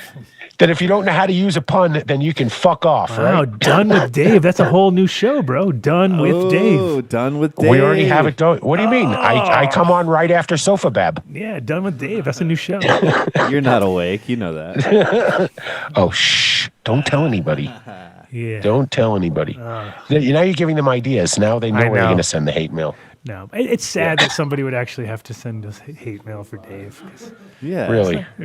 Waste energy on Dave. Wasting energy on Dave. What are they thinking? Why would they do that? Why would they do that? Yeah. It's okay. Take a nervous drink of water. They just haven't tried your bagel yet, bro. They haven't tried your bagel. They don't know. They don't know your worth. Yeah, that's your. Oh, dude. Once they tried your bagel, then all hate has just dissolved away after a big dump. Whoa. Yeah, because bagels, they kind of get you. Right. Yeah. They get a little heavy in the stomach. I don't know. I'm like the nicest guy in the world, to tell you the truth. But that's just me saying it. But that's okay. Yeah. But I do make some pretty good bagels. I like them. I'm gonna have one right after the show. Nice big. I brought you guys some. You got a dozen in the. I know. In the studio. I'm impressed. That's it. Put one of those on camera for Rosin Dogs. Put them on camera for Rosin Dogs? Put one on for Rosin Dogs. Show them that bagel. That's a Vinny Bob. That's a Vinny Bob situation. Right. We got Vinny. Vinny's on it. Oh, he's going to pull it. He's on it. Yeah, he's going to do COVID friendly. He's not going to touch them. He's going to just open up the bag and show you so we know. Because Dave will get nervous if he sees you handling the bagels. Yeah, exactly. Don't let him handle Put a fucking glove on. There you go. Yummy. Oh, look at that. Nice. Dude, I was very proud of that sourdough. Thank you, Jeremy from Build a Soil. I mean, fucking makes a great bagel, man. What can I say? Super done with Dave. I like that one. Who was that? Cara for the win. Look at that. Look at that bagel. Funny that's stuff. A beautiful bagel. Mark just shot me a note. He's going to be zooming in now. Okay, cool. Nice. Well, then I'll go away. Oh. I'll let you boys. Why are you going away? Don't go away, shitty Jamie. Why can't five something? No, we can do 50. Yeah. 50, so you can hang in there. You're allowed. We have the super zoom. We have the super zoom.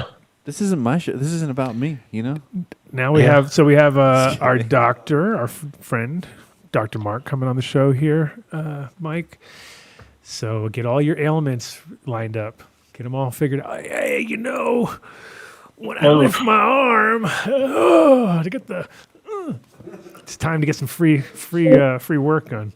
No, he uses ketamine and cannabis in his therapy. So next time you're in town, Dr. Mark's the guy you Dr. call Mark. when the shit is hitting the fan and everything feels Splattering overwhelming, and it's you're just like, fuck, I'm gonna have a fuck. I you know what I think the only thing I can do to heal me is to start a podcast. You should call Dr. Mark and he will talk you off that ledge. Yeah, because you don't And want to then do he that. will help you. You don't want to start a podcast. Yeah. Otherwise, you're like us. How funny is it? What did you say? You said this like right at the beginning, like the first show we did at COVID.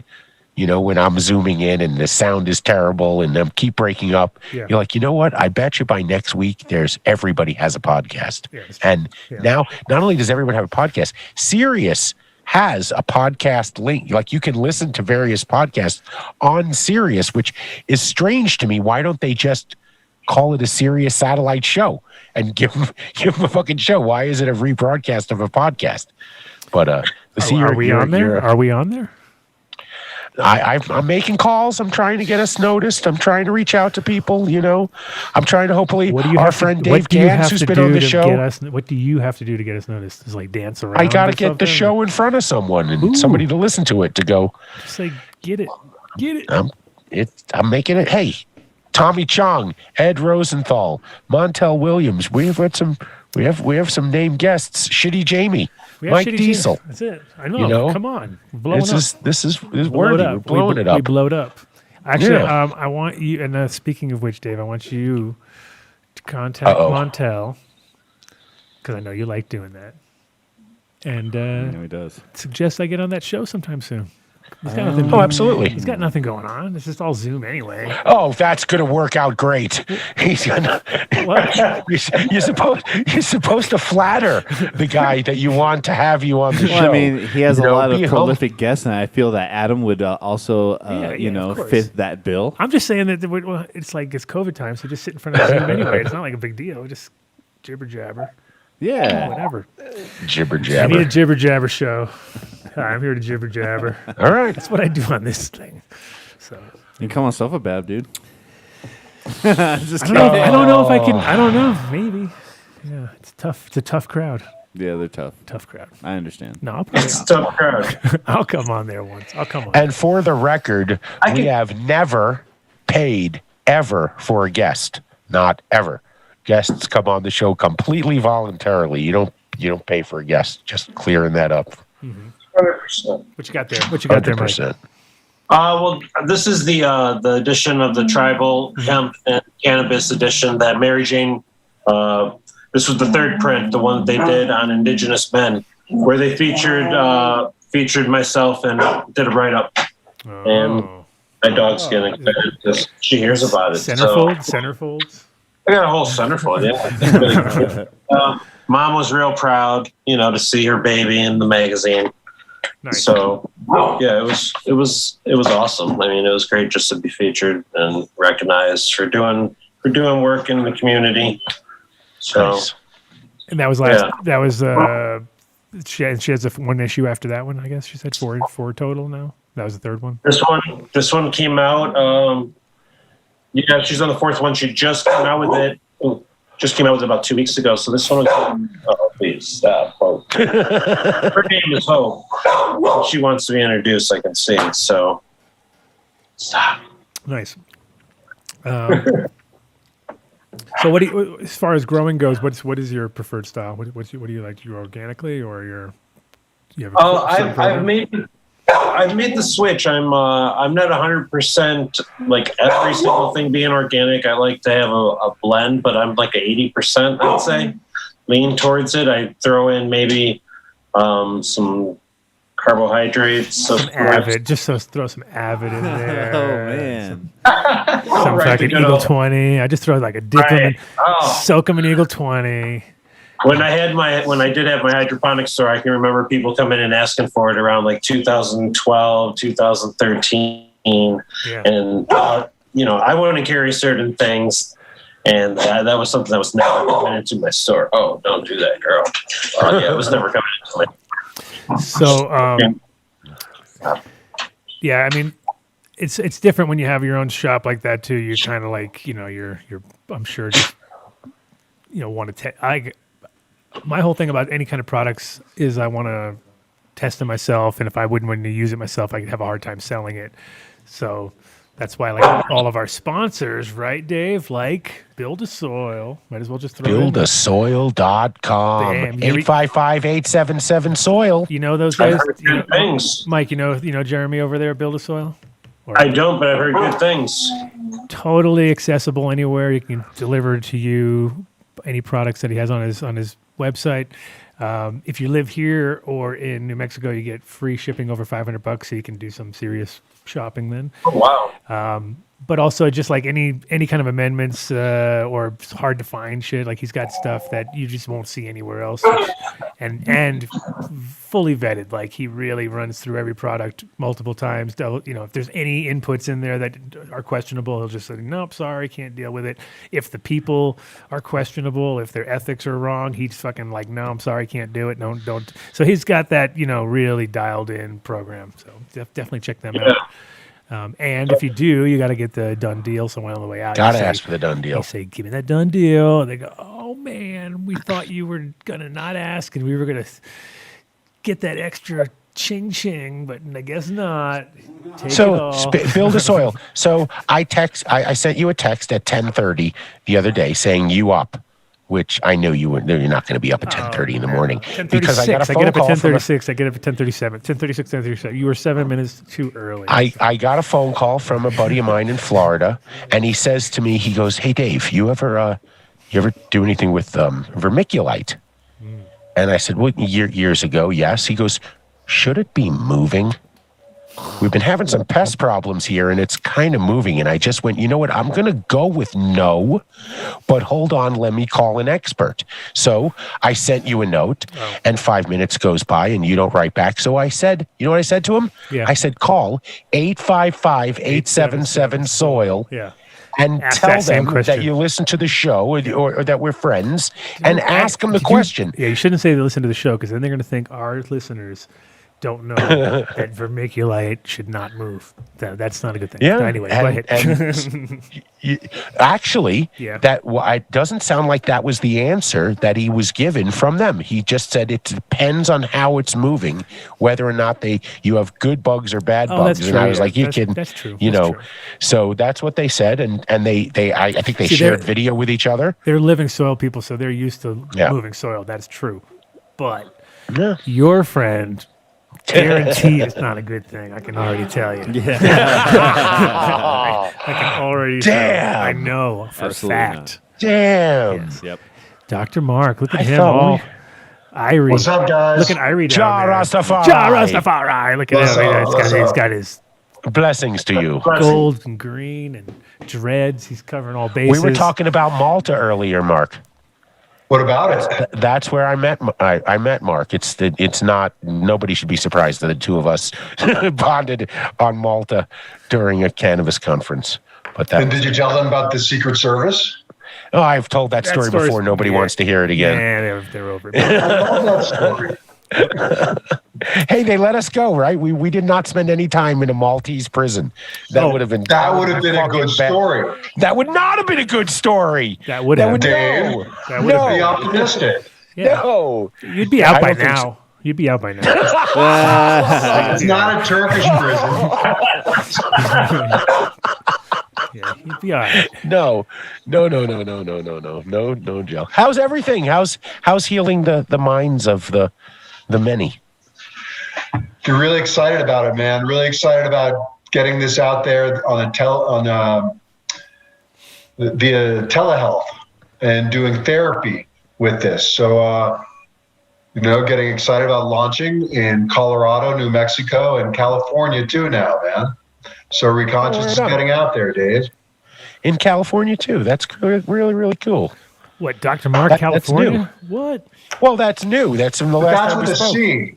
Mark with a K, but California's with a C. It'll still work. Wow. Yeah, but everyone's gonna think he got cocaine or something. They'll be like, "Hey, he's got Dr. Mark with a C." You don't want to say For cannabis. For cannabis. that. Forgot about that. I went straight to the cocaine. Well, you're a wow. doctor. Straight to the coke. No, sorry. Well, ketamine. Wow. Okay. Cannabis. Way to go there, Adam. Adam. Cannabis I know. and ketamine. What is happening here? Oh, this How show's a does- train wreck. It's Dave's fault. Cannabine. I'm blaming Dave. It's my fault. I'm somehow. blaming I don't know. Dave. I'm blaming Dave. How do we get a hold of you again, Mark? If somebody has a need of speaking to you and possibly taking you up on a 3-hour intensive therapy session. Let's An hour? go to the website. Let's put the URL up, reconsciousmedical.com. Huh? I can't spell that. You're going to have to do that, Mark. Is that Mark with a K or that's Mark with a With a K. Cool. I spelt it right. I'm glad. There you go. It's up there. Or it will be up there. No, I spelt it for many weeks doing the show. There we go. It's up. How have you guys been? We've been good. I have been good. I don't know about Dave. But. Yeah, I'm not answering that question. I'm weak. Dave, tell me. No. Now that nobody can hear us and we have this private conversation, and it's just the You two have of us. confidentiality here, Dave. Right, I know. Doctor, patient. All right, everybody mute and don't listen. Wait, Yes, that this is doesn't a work personal if they mute. conversation Hold for on. them. It's it. I have my Fridays. I look forward to Friday every week. It's a good day, right? I mean, people used to work all week and look forward to the weekends. I just look forward to Fridays. Yeah. That's my Friday. Wah, wah, wah. Come on, you missed your opportunity there, Mark. Sorry. No, not you, Mark. Other Shitty Jamie, I mean. I was getting a bagel. He had the only excuse you could ever use. He was getting a bagel. Why? Yeah. Look at him. No Wow. shit. These guys are tearing into them like they're animals. They're like, "Arr," just ripping into. You would be very disgusted right now, Dave, if you saw the What do way you they're mean? treating your bagels. You're supposed to eat the bagel. Oh shit! I thought you just wait until they get really hard and throw them away. That's what I was always Oh. doing. Oh, That's where you got mixed up. no, but I do have a video. I have a video I was going to shoot because I had 2 bagels that got really hard. So I have a whole video idea which I'll bring on the show. So don't worry, it's going to be great. I'm going to use because I can't throw them away. I mean, there's no.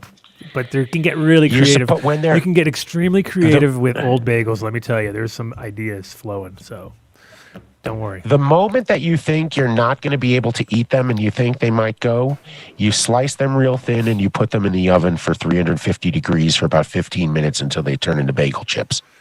And then they'll keep. But really, by the time they've gotten too hard, it's too late. You should have acted sooner. No, right.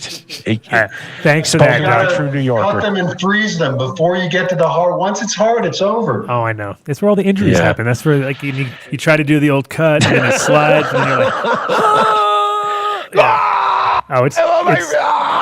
it's definitely the most like 100% documented #1 injury in the restaurant industry is bagels.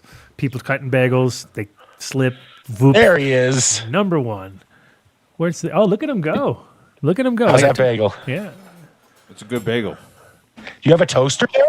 Of course, we have a toaster here. Are you eating that? I didn't know you there was do? cream Okay, cheese good. and everything. No, these guys. I said they're animals. They're freaking animals over here. I gave you cream cheese. I know, Jeez, I they're- sent cream cheese in a got it Tupperware. right here. Now he's dude. gonna dip it like another kind there of you animal, go. like a different kind of Eating animal. them. Oh, that's just no. That's a faux pas. You don't. Me and, there's no I was just dipping. watching Uncle Andy. I didn't know. Cretins. Yeah, it's Yeah, okay. really. No, you. What kind? You see what I have to put up with, Mark? Yeah. This is the root of my problems, right? Do you see how they treat my bagels? I'm gonna need an hour on the couch just for that. That's the root. I'm pretty. All right, 2 The hours. therapy you'll need for this. So Dr. Mark, what's been going down? I need a Besides teaser. Cali, so tell us, Cali, how's that go? How's that working? Well- Southern California, well- Northern California, it's a big place, Cali. It's a big, The whole place, man. the because whole kit and caboodle. well, with telemedicine, you can service the whole state. I'm just kidding. And check this out. That's fantastic. Yes. So besides ketamine, we're also going to do cannabis. But everyone's been doing cannabis and talking to their shrink anyway forever. We're just going to kind of make it official. So Cannabis-Enhanced Psychotherapy. So we're going to actually have a group of skilled therapists that you can do therapy with while you use cannabis. Okay, so how, and then are you going to have sort of like collaborations with dispensaries that they can go and get certain strains and kind of keep it all within a certain thing, or are you just going to let them pick and choose their own strains, or how's that going to work?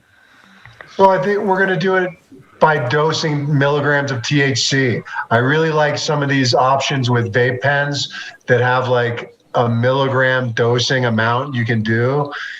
That way I can standardize it. So I know that the patients are getting the same medicine, dude. Mm-hmm. Because otherwise, if it's like, oh, take 3 hits of this or 2 hits of that, sure. It's just, I want to make it more standardizable and scientific than that, Adam.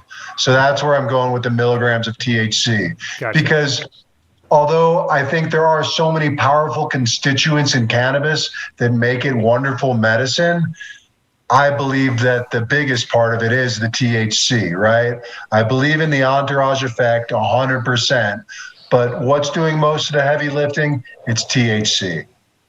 And THC is 100% standardizable, right? Yeah, well, I mean, you have no idea, and I mean, it's a lot easier. I mean, obviously, if you have the cannabis in front of you and you have the people in front of you, then you can kind of guide it pretty easily. But if you're dealing with somebody else on a telescreen thing and you're dealing with them and they're smoking something that you don't even have an idea what they're smoking, it'd be almost impossible to get any standards. For sure. Well, also, man, and not everybody is a stoner, right? So this is using cannabis as medicine. And a lot of those people are going to be cannabis naive. But if we can dose them with specifically, say, 0.5 milligrams of THC, that's going to give them a little bit of a psychoactive effect. It's going to allow them to do some psycholytic psychotherapy, but it's not going to make them uncomfortably high or paranoid or go away. So that's what I like about using these small doses of THC in this way. It sounds like you need like a product recommendation sheet, like 5 vape pens that work within your program, so that if somebody is new to cannabis, you can at least guide them at first, saying, these are the first 5 you should ask for. We're 1,000 miles away. I can't go shopping with you, but here's what I would refer. I mean, I've spoken to the guy at Go Fire. I mean, Joe Hodis, who's now with Wana, used to be with them, and they dabbled in that. And I'm sure there is because they don't want to say a medical delivery device yet, because they're going to get slammed by the FDA. So, but they're talking about just milligram dosage delivery device. But it's tough to get certified in something like that, because what if you're wrong?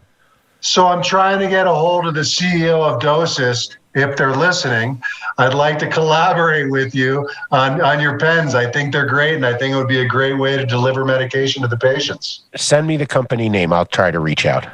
Thanks, Dave. Yeah. Collaboration, man. Collaboration on a Friday. I love it. You have no idea how many doors get opened when I say, listen, I'd love to talk about booking you on the Adam Dunn show.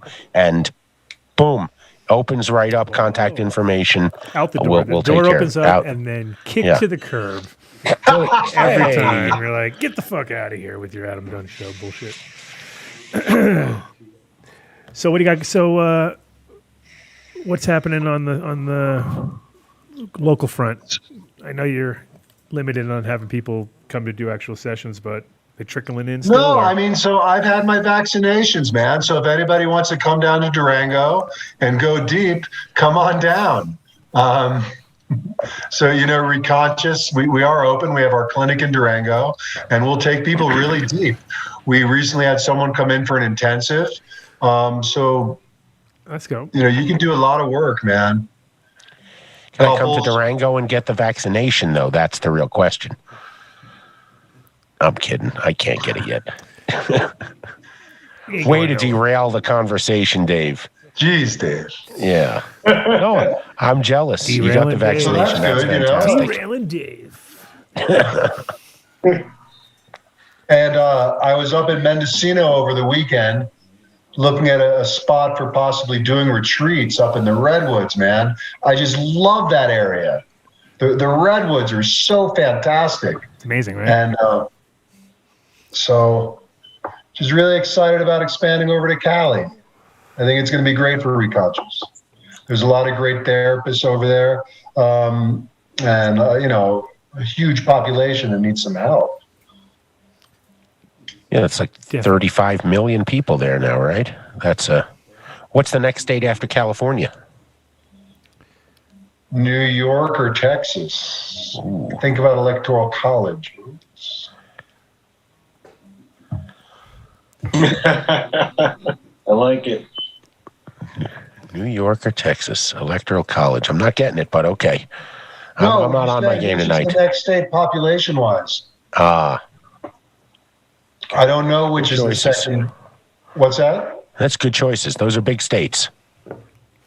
Go big or go home. It might be tough in Texas, though, because I don't think they're going to allow anything really soon, right? I mean, do they have a medical law down there?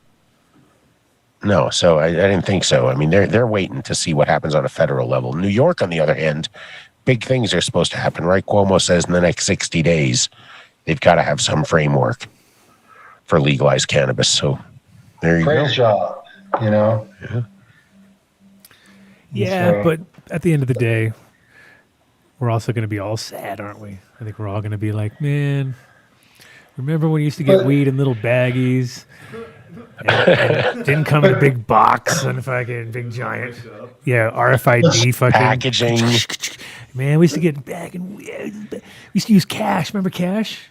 I just opened the Remember bag. that shit? Cash was time. cool, bro. That was dope. That was like a piece of paper, and you'd be telling somebody, they'd be like, "What? A piece of paper?" You would hand somebody that, you'd be like, "Yeah, it was a piece of paper," and it was like, "Oh man, my mind's blown." You're like, What happened? it's like checks. Like in Europe, when you explain checks in Europe, there people are like, "What?" Like checks are they don't exist over there. They don't have personal checks. You know what I mean? You can't write some guy some little scrabble and hand it to him. So it's the same kind of it's the same kind of mentality. You know what I mean? But we'll see. Who uses checks anymore? Oh, old ladies that are standing in front of you at Safeway, pretty much. That's the ones I notice. I was going to say anybody standing in front of me on the line. They're about this tall usually. They're about that tall. They're always short and wide, and they take a long ass time to pull the checkbook out. And they never have the checkbook out ready, even though they know they're going to write a check. Right. And you're like, okay, so you know you're going to do that, right? So you're standing in King Super. you know you're paying for something in King Supers. Why is the check not say at least King Super on it? Ready to go. You should be like, okay, fill in the number, hand the check. That's it, right? Instead, they're like, I was told you don't fill out a check until you're ready to pay for your items. Drives me nuts. That's like my grandma. Love you, Grandma. I think that's what's his name. I think that's Carl. So fucking whatchamacallit. George Carlin. That's a George Carlin deal right there. That's a total George Carlin skit. Like that's a George. Like at the back of my mind, I'm like, I think that's a George Carlin skit. Yes. So if you think about it, we can use cannabis or ketamine. It's the beginning of having the choice of what molecules to use on a medicinal level, which I think is pretty fucking cool. So you go to your physician through our platform and you can get directed towards cannabis, ketamine, a combination plan, or a treatment protocol. Bundle? You can bundle it together? I will bundle ketamine and cannabis for you at a package deal. Or would you like them separate? Think about it. It's so next level. I like it. And just think about when the other molecules come online, right? Like, oh, this person MDMA. A psilocybin MDMA perfect. No, right? Like, think about the possibilities therein. You'll have a candy flip button. You'll be like, candy flipper. Oh, yeah. No. What? Why not? You'll be ready for that at some point. It's like Idiocracy when they were at the hospital. Remember, and you had the whole like list. It'll just be drug lists. Like, oh, we she's looking to point at something. Medicine list. Sorry, medicine. I'm the worst. When do you think, Mark, that we'll see an inclusion of things like MDMA? I mean, I know that Oregon's opening it up, but. So it's going on a different level than the way cannabis did, right? Because cannabis was through the states, and you never had federal legalization. MDMA is coming from the feds, right? It's currently in FDA phase 3 clinical trials. Like, so MDMA is going to be available by prescription in 2 years. Psilocybin in 3. I just saw Adam's eyes. You roll back the tape on that one. I want you to go back 10 seconds right now. Nice. You should see his eyes on that one. When you said that, it was this. 2 years. I'm ready for that. Sign me up. Fuck yeah. I was going to say, how do we get into phase 3 trials? But so if you, with my company, the protocols that we're putting out now for ketamine or cannabis, we're prepared for when these other molecules come out. We're going to be able to work with MDMA. We're going to be able to work with psilocybin, because these molecules do have indications for different disorders, right? Like MDMA is going to be better for couples work, for instance. For bad dancing. What about People who LSD? can't dance, like, yeah, you're not a very good dancer. You might need Take some of this. Yeah, take a little of that. There you go. Yeah. Didn't they do studies before with couples for MDMA? In the past, I believe. Absolutely. That's like a no-brainer in my opinion. Like, that should work. That should work. MDMA is responsible for more shotgun marriages or like than anything, you know. It's like End of life care. I just saw a study was just recently done on ketamine and breastfeeding, just to show that it's not excreted in the milk, so that. Think about postpartum depression and how they can rapidly get better after a few treatments with ketamine. Just so the scientific community really is rapidly moving ahead on validating these treatments and getting them out there. So hopefully, it'll be covered by insurance in the near future, man. that's funny. Wow. That'll be the shit when your MDMA is covered by your insurance. When your cannabis is covered by your insurance, Praise job. That would Yes. would help a lot of people out. We're doing an Illuminar giveaway tonight, and we've already picked our winner. And it's when you think about what certain people, with medical conditions have to go through in order to acquire their medication, it is just heartbreaking. I mean, it's absolutely even last week with Sloppy, when he was talking about how his Shout out most of his Sloppy. friends just work so that they can have health insurance, because if they don't get insulin, they're dead. And that we're supposed to be, a first world nation, but in regards to how we treat sick people, it really doesn't sound like that. And it would be a remarkable feat if we could get these we call them alternative medications right now. Soon they'll just be called medications, right? Treated exactly like every other fucking medication out there that you file for insurance.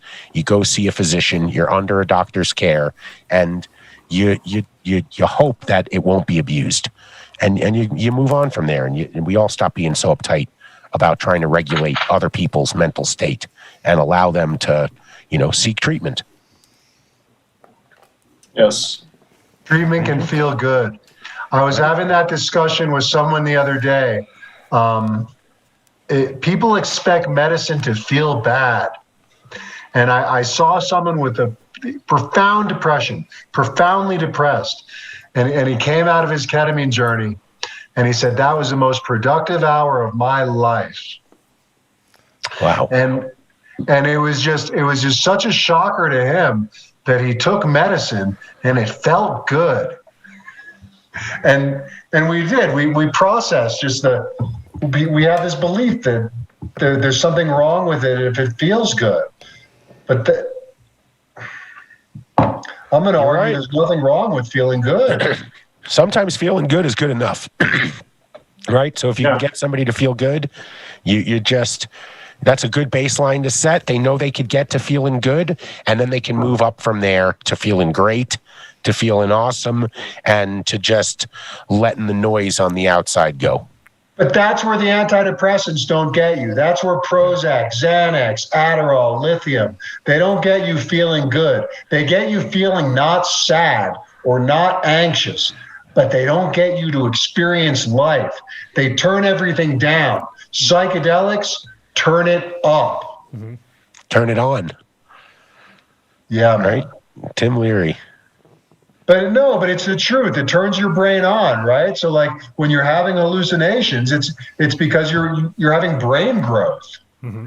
It's not bad for you. It's actually dendritic sprouting and neuronal growth. Right. People it's just funny how it's everything's been twisted in the opposite, where we all, like the old this is your brain on drugs with the eggs and the bullshit and like all that, like that whole time period was like kind of when like Empty swimming pool. they just completely, flip the script on a bunch of shit, and it's like when you realize later, like, oh, it's the opposite. Like it actually is. It's like this is medicine, and this is good for you. Yeah. Right. But getting the thing is, how can we get people to buy into that? Because we want people to take these things with the intention of getting better, not just getting off. Right? Let's not get off. Let's get on. You like that? I like that one. Well, I just came up with and I mean, I think the difference is comes down to intention, right? So that's like the key to everything when it comes to psychedelics. Like if you don't go in with intention, you're not going to get usually much out of it.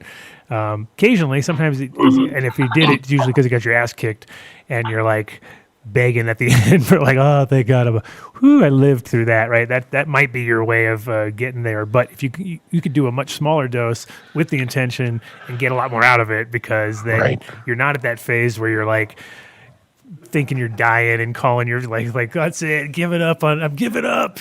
And that actually sometimes is the best ones, because those are like that was the whole point from the beginning. It would have been like all you had to do was do less and give up from the beginning with the right intention, instead of going in thinking you're gonna, that's the problem. I think most people go in thinking they're gonna challenge the high in some way, shape, or form. It's like, don't even think you're gonna beat it, because you're not gonna. You know what I mean? It's always gonna beat you. It's always gonna beat you. There's no way. Having a proper guide really helps. Having someone who can guide you through the experience is really important. I mean, I took my first hit of LSD. But noticeably, you can do a shitload less with a guide and get a lot more out of it, and be like, holy shit, that actually, it made sense. But then it's like, what do you do with that? Right. And so something else that we offer at Reconscious is we offer integration therapy. So let's say people have done medicine work by themselves at home. They've done DMT or they've done ayahuasca, but now they're stuck and they don't know what to do next. We can offer therapy services for that as well. Mm-hmm. The integration is key, man, right? So like you said, Adam, the intention is totally important, but after it, so the intention going in, but the integration afterwards.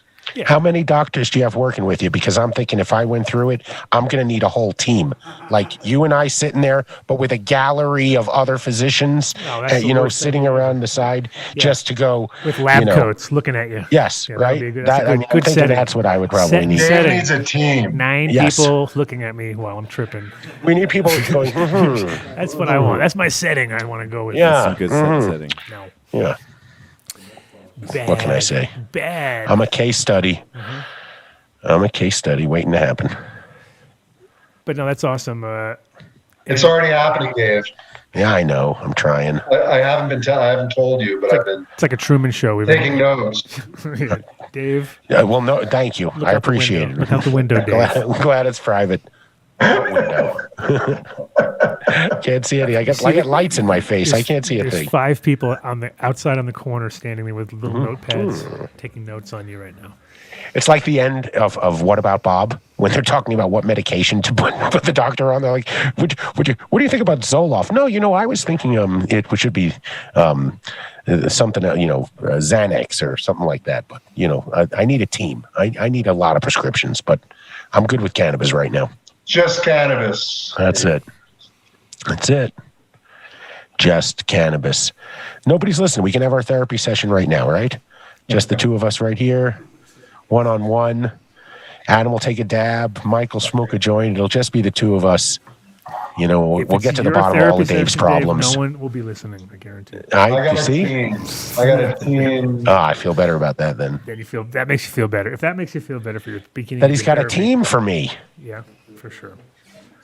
So there was a question on the Mike Denver wanted to know what though, since it's not covered by insurance right now, what is the total out-of-pocket expense for someone who wants to go through a ketamine therapy session with you?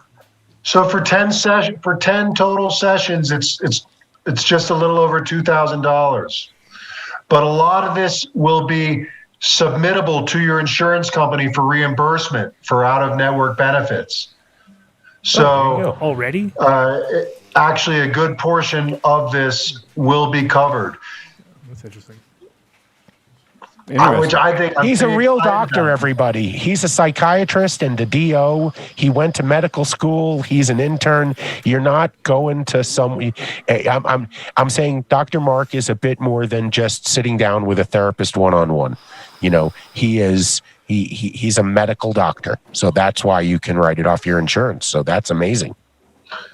Right. So, and that would be, you know, for people for the cannabis-assisted or the ketamine-assisted psychotherapy, you can get some money back from your insurance company. So, Well, then we're halfway there already. It sounds like. so then, like, as far as how much it is out of pocket, it depends on what your out-of-network benefits are. So, I think it ranges. So what about? I'm sorry, Dave. One other thing. The hope would be that after you do these 10 sessions, you don't have to stay in therapy for the rest of your life. So that's not why we're not like signing you up like Talkspace forever. It's like, no, do the work, do your integration, and move on. Right. Don't stay dependent and get addicted to your shrink for the rest of your life, man.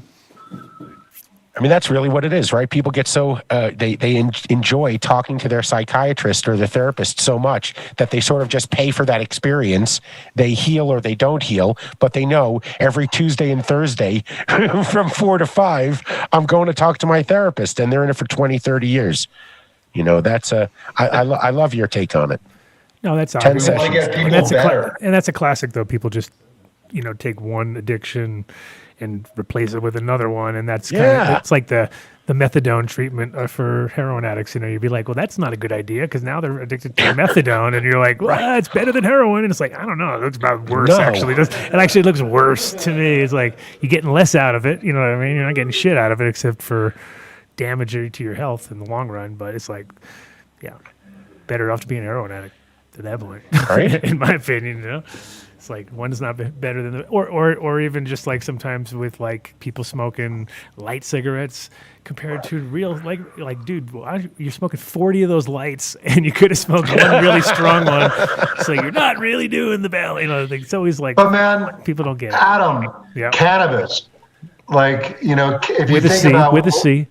Cannabis with a C, but right, cannabis really is a great alternative from a harm reduction standpoint. Dr. Mark it is invisible. addictive. You can be addicted to it, right? But I think it's so much better to be addicted to this. You're than disappearing, opiates, right? Dr. Mark, you're disappearing. Oh, you have green. That's because you have the green greens. Rasta colors on. No, so when no. Oh, that's it is true. Yeah. Yes. But no, the screen keeps changing everything too. It's funny. Like, yeah. When it's cool. It's cool. You just look you're like good. Yeah. you just look No, you're fine. you just We're are tripping out over dissolving. it. You're dissolving into like nothingness. It's the ketamine. Hey, Dr. Mark with the K. Yeah, man. Oh, okay. Now back there, you're all except the top part is still invisible. So I just got to point out, that's a hell of if just to answer Mike Denver's question, regards to the finances, $2,000 over the course of 10 sessions when you're not figuring out what you'd be paying if you were seeing a therapist once or twice a week for the next 20 years.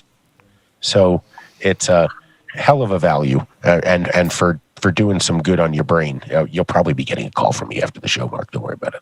I'll ask for the done deal. We'll give you a deal, Dave.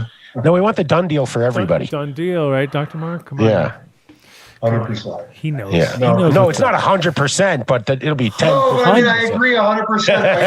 We'll come up with a deal. 100 is a little high. 100's a little high. I'll take 90. That'd be our best done deal. Yeah, we'll do 90. We'll do 90. Yeah. We'll come up with a discount. We'll give you 10%. Yes. We'll let you have 10%. We'll let you have 10%. How's that for a deal? Now that's a done deal. Yeah. We'll let you. Yeah. I don't think that math works out. Yeah, he's a doctor. Anyway, no, that's awesome. So we have speaking of done deals, we still gotta do our shout outs, which everyone is gonna run away from, but they're not, because they're gonna hang we're out. giving away a lamp. Giving away lamps. Oh yeah, we're giving away a lamp. We are giving away a lamp. Oh, wow. Maybe Dr. Mark wants to give it away. So the lamp Give it is away. 0.00017 Bitcoin. So that's an expensive lamp right there. I'm just telling you. Is that how much is value? No. You don't know. I don't know. It's something like that. Wait, I'm just making that shit up. That's like $6,000, dude. No, that's like $120. Okay. That's not that. It's more than that. Yeah, I know. Here we go, though. Here we go. New Millennium nutrients. You have to use New. Do you use New Millennium in your garden, Mark? Mark or Mike? Yeah. Mike or Mark? No, Dr. Mark. Oh, Mark. Oh. We have so many Marks and Mikes okay. around. It's like, come on. Man, come on. Too many Marks and Mikes. Good. Okay. All right. What? You use New Millennium, right, Adam? I sure do. New Millennium Nutrients, super easy to use. Also, you can check them out on Spotify. They have their own podcast, and Jaron breaks down all the stuff. He's had about 6 or 7 shows, maybe a few more. Oh, really? Yeah. Let's check What's them it out. called? Nice. It's called Grow Speak. Grow Speak. Grow Check it out. Speak. Maybe I'll find it and post a link. Grow Speak. No, but it's definitely cool. But New Millennium Nutrients, again, super easy. They've taken the guys who are behind it all, which is the dope part. Is like they're part of the main guys have been, they put together some of the biggest formulas out there, and they realized that they can cut through the chase, make it so that it's when you're using your products, you're using the least amount at the right times, so you're not just blanketing all your shit. They got a couple different programs that you can run it with. You can do it real simple, or you can kind of have they have one that's a little bit more pro edition. And it even uses some amendments that products that I've always used for 20 plus years, like Bud Swell's in their program, which I was like, oh, these guys use Bud Swell? Fuck, I've been using Bud Swell forever. So and actually all their products pretty much fit with other things too. So if you're already stuck in your little ways, you can just take up 1 or 2 of their products and try them. You don't have to fucking take the whole program. I love how their products are the names of what you'll get from the plant. They have Bud Swell, right? They have the stuff you'd use at the beginning. Everything's really self-explanatory if you're like an idiot grower like guys me, like Dave, and you were to get started. They don't like, what? And you could just call them and ask them, and they'll tell you. Look at They're that, great Grow Speak people. podcast. Got the link right there. You found it. Jamie. Shitty Jamie, not too shitty today. Yeah. But if you live in Colorado, here in Colorado, and you want to buy the best edible products there are, it's medically correct and their whole family of products, right? Nove chocolates, Keek extracts, Clear Creek extracts, True Pura CBD, and of course, Incredibles edibles. I think that's why I'm so high right now, is because I ate a 50 milligram sativa gummy right before the show, and it worked really well. But they are consistent products. They're one of the original OG edible companies here in Colorado. You got to try them out. True Pura, though, if you go to truepura.com, you're going to get 20% off your order if you enter Done Deal, and they ship anywhere in the United States. I don't even know. Maybe they ship to Canada. But the tincture is my saving grace for my dog, who's got a problem with her paws and an allergy. And since I've been giving that to her, it's virtually gone. It's a new dog, new life. Like I said, new dog already. And Adam was taking a dab and didn't get me on that one. Try their pain cream. Try their bath bomb. Just make sure to enter Done Deal at checkout. You'll get 20% off your order.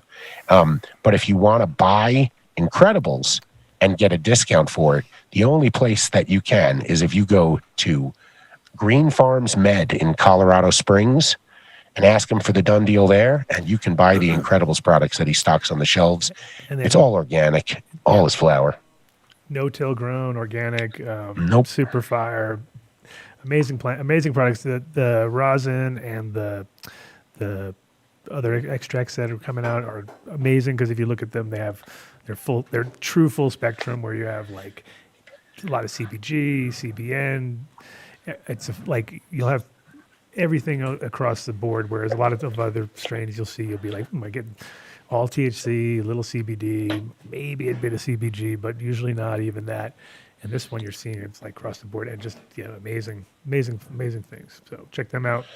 Well, listen, if you guys want to try an example of incredibly grown bubblegum, homage to Adam, you go to Green Farms Med and you ask for Juicy G.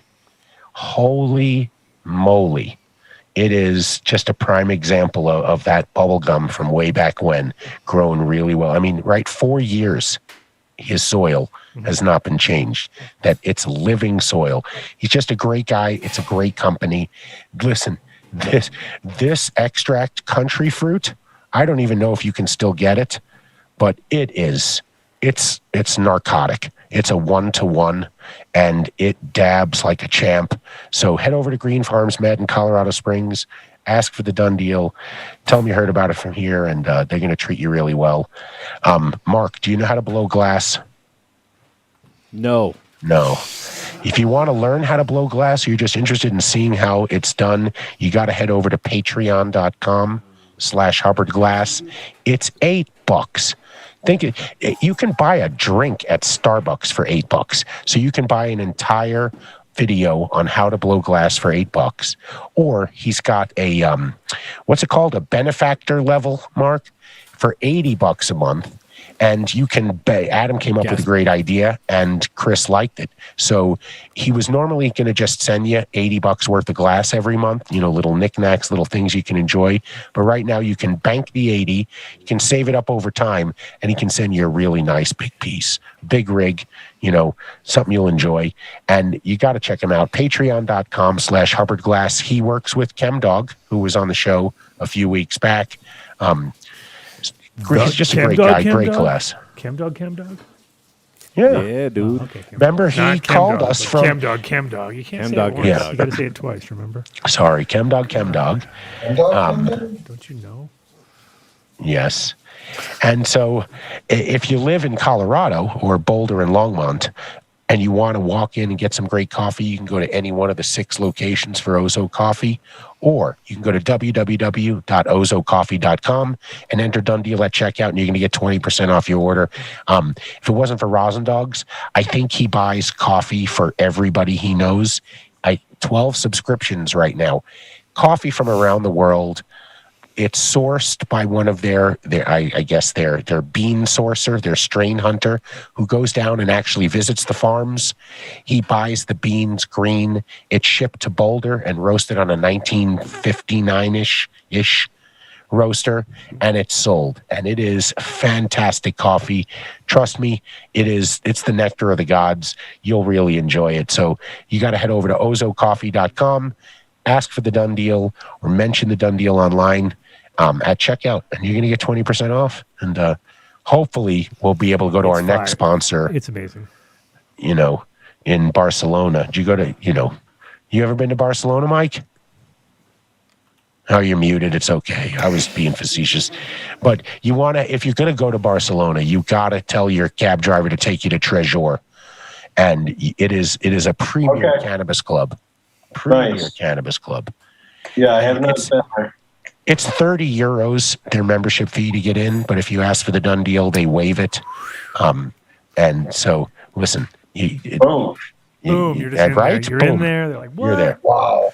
Yeah, exactly. Yeah. It's worth the flight and the 9 swabs up your nose. And right, 14 days quarantine. 14 days quarantine. And then you finally get to go in. You're like, I got to turn around. I took a weekend trip. It took I had a to month. quarantine 14 days on each end. Yeah, 28 days for a 4-day trip. Exactly. Wow. But they're open, so you head over there and tell Petey we said hello and we miss him, and we're going to come smoke with him when we are allowed to leave this country, right? Mm-hmm. But if you're back from Barcelona and you're either in Denver, Pueblo, or Colorado Springs, or about 100 different dispensaries across the state, you got to ask for apothecary extracts. And in Oklahoma. Oh yeah, Oklahoma is off and popping right now. I'll actually be in Denver this Wednesday. I'll be in Netherlands. I'll be in Wednesday. Netherlands, you're up in your turn. He's up in your zone there, buddy. Yeah. That's the power. That's the power of the Dunn Deal. Just so you know, we were just interviewing Brent from Apothecary Extracts on the show over a year ago, and he mentioned that he was moving to Oklahoma and he was setting up shop there. And somebody actually reached out to him, and he signed the deal that I don't know if this is but they're booming in Oklahoma, and so They, ask for the Dunn Deal wherever you go and wherever you see apothecary extracts at their 3 flagship stores in Pueblo, Denver, and Colorado Springs. You're going to get a gram of ambrosia and an infused joint for $25, which is a hell of a deal. Hell of a deal, right? Yes. Yes. So, Yes. so if you're home like the rest of us and you want to make your own extracts like me, not the rest of us, you're all out. I'm stuck in my bubble and I want to make extracts at home, any plant matter whatsoever. I go to Extract Craft and I ask for the Ito Pro, mention the Dunn Deal, and I don't even know the discount there. What is it, 10% off? Yep. And they're normally, I think, they're about $1,500 normally, so that's about $150 off. It's a hell of a discount. And they have the Source, which is their smaller tabletop unit. It's about one button. Bucks, I think it's like 4. Yeah, and that There one you go. And that one you can run through an app on your phone and all that fun, custy stuff. Yep. Look, my thing's done. Ding. Now the big one doesn't. The funny thing is the small one does, but the big one doesn't because the big one's just all business, just simple. One button operation. One button. Can't fuck it up. Can't fuck it up. And you're gonna need a solvent. So the solvent's got to be 420 extractor. And it's an O, not a 0. It's an O, boy. Oh. Oh. You know? And they do everything in all sizes and deliver to your door. So if you want to get a tote, you want to get a 2.5 gallons, you want to get 5 gallons, you want to get a gallon, whatever, it's all able to be sent to you and comes from here in Colorado. It's non-GMO sourced material and definitely like the guys who are making it, they have a proper distillery. They make all sorts of other products. They're also doing PPE products now and hand sanitizers, shit like that. So very conscious group. So check them out. 420 Extractor. Dunn Deal on check. That's for the Dunn Deal. And when you come to Colorado and you come to Boulder, you got to go to 14er. It's a fantastic dispensary. I mean, it's just. Was there? Yeah, go, man. It's better if you say it. They don't believe me. No, because you good medicine. Yeah. Yep. It is the fire. Last week when J-Lo came through here, she dropped off some weed that was from friends of hers, I think, from there or something like that. It's pretty good. Dr. Funk, it was called. It was like a... It's all right. It's all right. But anyway, yeah, they always have fire. And presentation is amazing. Except for that one DJC swag. That always looks crap. But yeah, that swag. Don't buy the DJC. In fact, it's sold out again, so they don't have any on the shelves right now. It's sold out? Yep. But this rosin, this golden glue, I don't think you can see it, but it's like that stuff from James Loud. And it was awesome. Yep. Yeah. I mean, it's like white, flaky love. It's so fantastic. Dude, slow down now. White, flaky love. Listen, what they also have is what I know about to be the only strain-specific gummies around right now called dialed-in gummies. So you got to check those out as well. They make chocolates. They have vape pods. They also use apothecary extracts to do their BHO extractions. So you can get that there. Great company. Looking for great things from them in the future. And while there's no discount there, just do mention you heard about them from the Adam Dunn Show. That's, not the Dunn Deal, but just say you heard about them on the show. Yeah, but slowly we'll work them. We'll work them into the Dunn Deal. It'll come eventually. One day, I mean, when we decide, we'll be like, we're out of here. They'll be like, no, but we'll do it. Sometimes you come across some truly great products and some shitty products. No, they're just in a shitty but town. This one is the shittiest. Great shit. Okay? Right. I mean, it is great shit. It's fish shit. And shit. it is fantastic. I read the comments. Everybody shit. loves it. This shit's 100% shit. Yep. It is. It's 100% shit. And if you ask some of the people that have written in, they've won $500 worth of fish shit by simply sending in. We can even tie this in even more. Yeah, tie it in. Shitty Jamie. Now brought to you by Shitty Jamie. So now you need Shitty Jamie in a diaper as a fish. Yeah. And that's the next contest. Promo, yeah. Yeah. You can win Did you know that, Mark? $500 worth of fish shit. All you got to do is draw a picture of Shitty Jamie being shitty behind the control boards, doing whatever he's doing. Yeah. While he's wearing his diaper. Yep. And he's a fish. There's a lot going into this, you know. There's a lot of going into this. Yes. It's not an easy. I mean, it's literally a week after every breeder comes on the show that they'll just say, "How do I get in touch with the fish shit guys?" And they're all writing back to say it's a fantastic product. I mean, I loved hearing from Keith, the bro, who uses it on his sour diesel line. It just, you got to try it. You absolutely have to try it. You ask for the Dunn deal, you're going to get 25% off. Okay, that's a hell of a savings. So you're buying a 5-liter jug for $500. You're only paying $400. Okay, so you see that? You see the photo? You see the photo of the drawing? Don't look at that photo. Don't look at that photo right now. That won $500 worth of fish. Yeah, man. So I'm telling you, we don't set the bar high here at all. We're not like the back of. Remember the old? Remember the back of the magazines where they had to like draw the fucking. We can teach you how to draw. I remember. You can become an artist. Yeah, it's funny how that was just like always so consistently there forever and ever and ever. Now you'll never see that thing. No, it's gone. Yeah. Well, here's your way to win $500. No kid could draw your nothing drawing skills. Anymore. Huh? Maybe. Huh? What?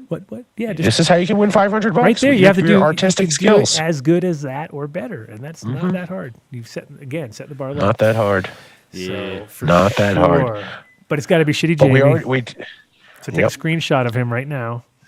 I'm not up there. Oh, right. damn, not right now. So you have to rewind. All right, no. Rewind. You have to Rewind. rewatch the show. He's That's perfect. on there. It's a great way to make people rewatch the show. Oh, yeah. I love how you did that. You're amazing. See, I'm a Shitty Jamie. He's I'm a on visionary. fire. Visionary. All right, so for those of you right now who have sent us letters about winning a lamp, it might be a good time to know the Wait, word what about, of the month. We're not there yet. We did Terp wipes. We did earlier. Seeds Here Now already, didn't we? No. We did Terp Wipes and we did Seeds Here Now. Seeds Here Now is last, but We didn't we do are. Seeds Here Now. So let's flip it around. Yes. Oh, I guess we don't count it the opening of the show. That's right.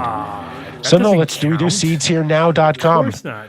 So this is what we Same wanted to speed, suggest man, on the earlier, seeds. Mike. If you need The best Yep. seeds from the best breeders with the best service. It's the bestest of the best. I feel like I'm Dutch now. This is yes, it's the best. And it's the best of the best with the best.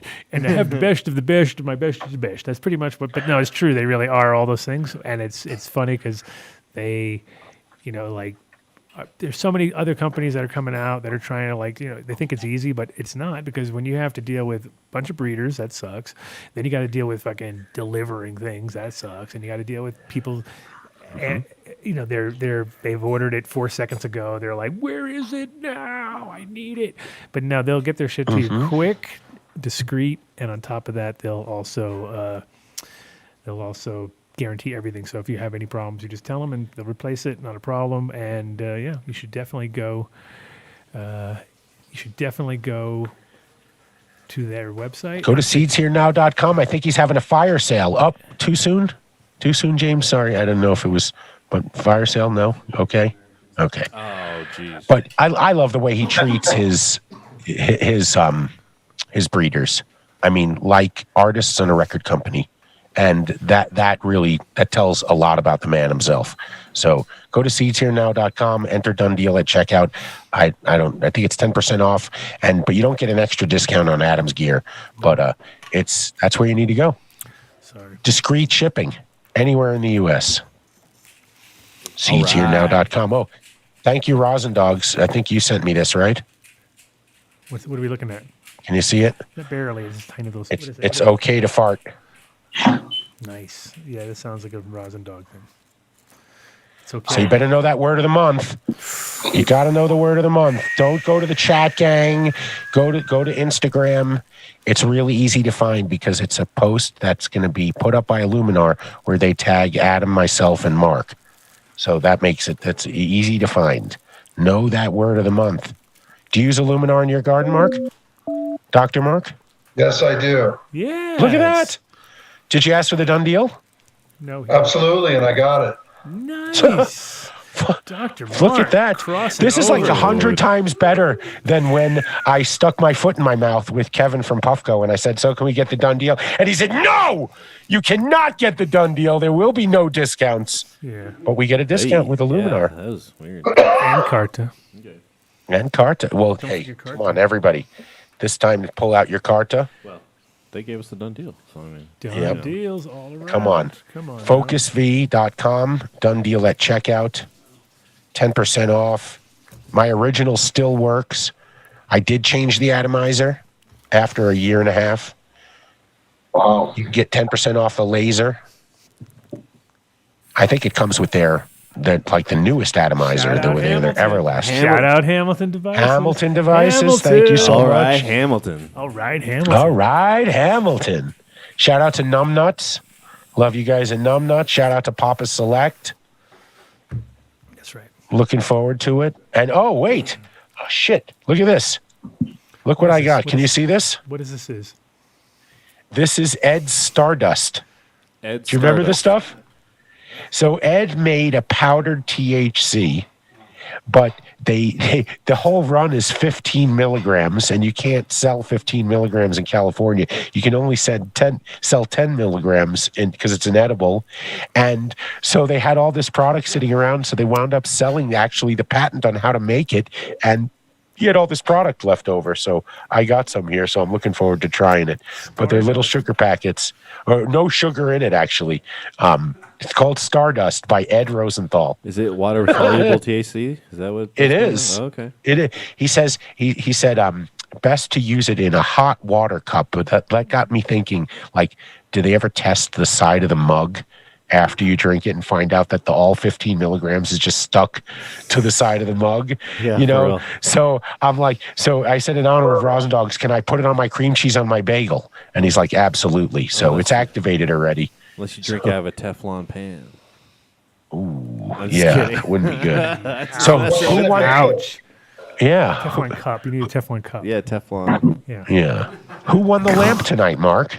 We got Nobody a yet. winner. No, we do. I'm We picked a winner. They haven't won yet. Yeah.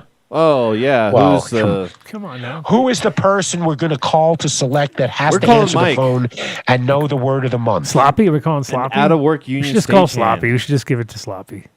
Who needs a light? Sloppy needs a light. No, it's all right. Oh, Yeah, man. well, he does. I had the number all punched in, then it went away. Shitty Jamie moment. Wah, wah, wah. All right. We're calling Mike here. He needs a light, so hopefully he knows the word of the month. And here we go. The word of the week is on Instagram, on Illuminar's Instagram. I guess the only hint we'll give is it's 2 words this month.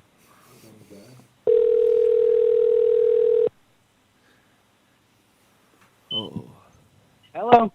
Is this Mike? This is Mike. Hey, Mike. This is the Adam Dunn Show. I can hear We're my calling echo. you. We know we're there. We know we're in the house. We hear the show going. Hey, What's going on? Hey, Mike. not much. How are you guys? We're good. How are you doing? Nice. I'm good. We got your letter, man. You got Fantastic. a space. You got a space set you up already, or what? You're all ready to go? Ready for the? Just ready? I for, do. You do? Yeah. Nice. You know the word of the month? Yeah, I got a little secret Jarden 5x5, and then I've got a little 3x4 for veg. Sweet. You know the word. Wow. You know the word of the month. It is spectral output. Ding, ding, ding, ding, ding.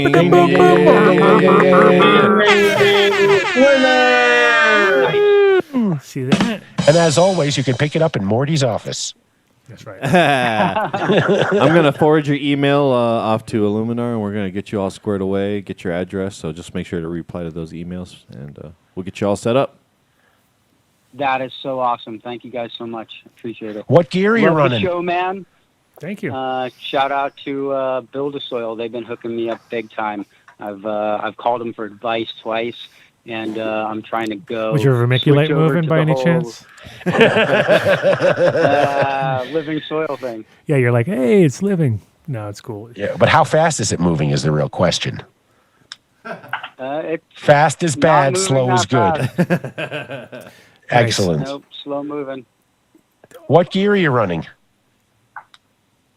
Right now, I just started some of the AG seeds, Roadkill Skunk, and some of the Indian Landrace Exchange from Seeds Here Now, some of the Low Lab Valley lemon, which is land race that I have no idea what it's going to do. It's supposed to be 50 days and maybe autoflower on me. So I'm really interested to see that. Mike, you hearing this? You should be writing this down. He just that's a segue moment right there. Did you plan that, Mike? Both you Mikes, right? See, it's too many Mikes and Marks tonight. I told you there's way too many Mikes and Marks. I'm telling you, it gets all like, you just marble mouth after a while. You don't know what's going on. Is that the Dr. Funk? That's the Dr. Funk. Dr. Funk. We have Dr. Funk on the show. Oh, dude. Dr. Funk is in the house. Funk stand. Yeah, this is it. Dr. Funk. See that? Oh, I don't know if you can see that, but Dr. Funk. I got 33rd degree here, too. Oh, that's Dr. tasty. Funk. See that? I didn't even realize we had the living doctor. So you could get your face, so we could put his. That's it, Dave. Talk to them about making Dr. Funk into Dr. Mark, and then it'll be Dr. Funk with a K. Ooh, that'll sound so badass. Whoa. Funky. Where's the nugget sounds? Funky. Dr. Nugget. Funk with a K. Oh, yeah, I'm not supposed to listen to Dave for nuggets. I forgot. Because Funk That's has right. a K in it, too, Don't so you can listen get away to with Dave for both. nuggets. So I like that.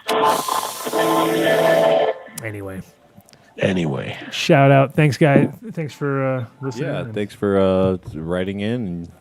Thank you, Mark. Both Marks. Thank Dr. you, Marks and Marks. MTI Shitty Jamie Mark. Mike. Thank you, Mike Deason. And Mike for winning the light. And Mike for winning the light. Thank you guys And much. Mary Jane. And yeah, Mary, Mark, Mike. We'll talk soon. Right on. Thanks, Rock on, thanks Mark. Mike. Bye. Thanks, Mike. All right. Bless. Bye. Bye. Thanks, man. Thanks, everybody. Thank you, Dr. Mark. Hey, You did, man. thanks for jumping in. Anytime. See you, Adam. Of course. See you, Mark. Later, man. Thank you again. Later. Mark. I'll call you tomorrow. Peace. And so, what kind of lights? Got any Illuminar lights there, Mike? You rocking any Illuminar gear? Me? Yeah. No, I don't. I don't have any Illuminar. No, we have to change that. We'll have to change that. Yeah, homie. Let's get you hooked up. Yep. But yeah, we're gonna wind her down. You got any shout outs or anybody you wanna?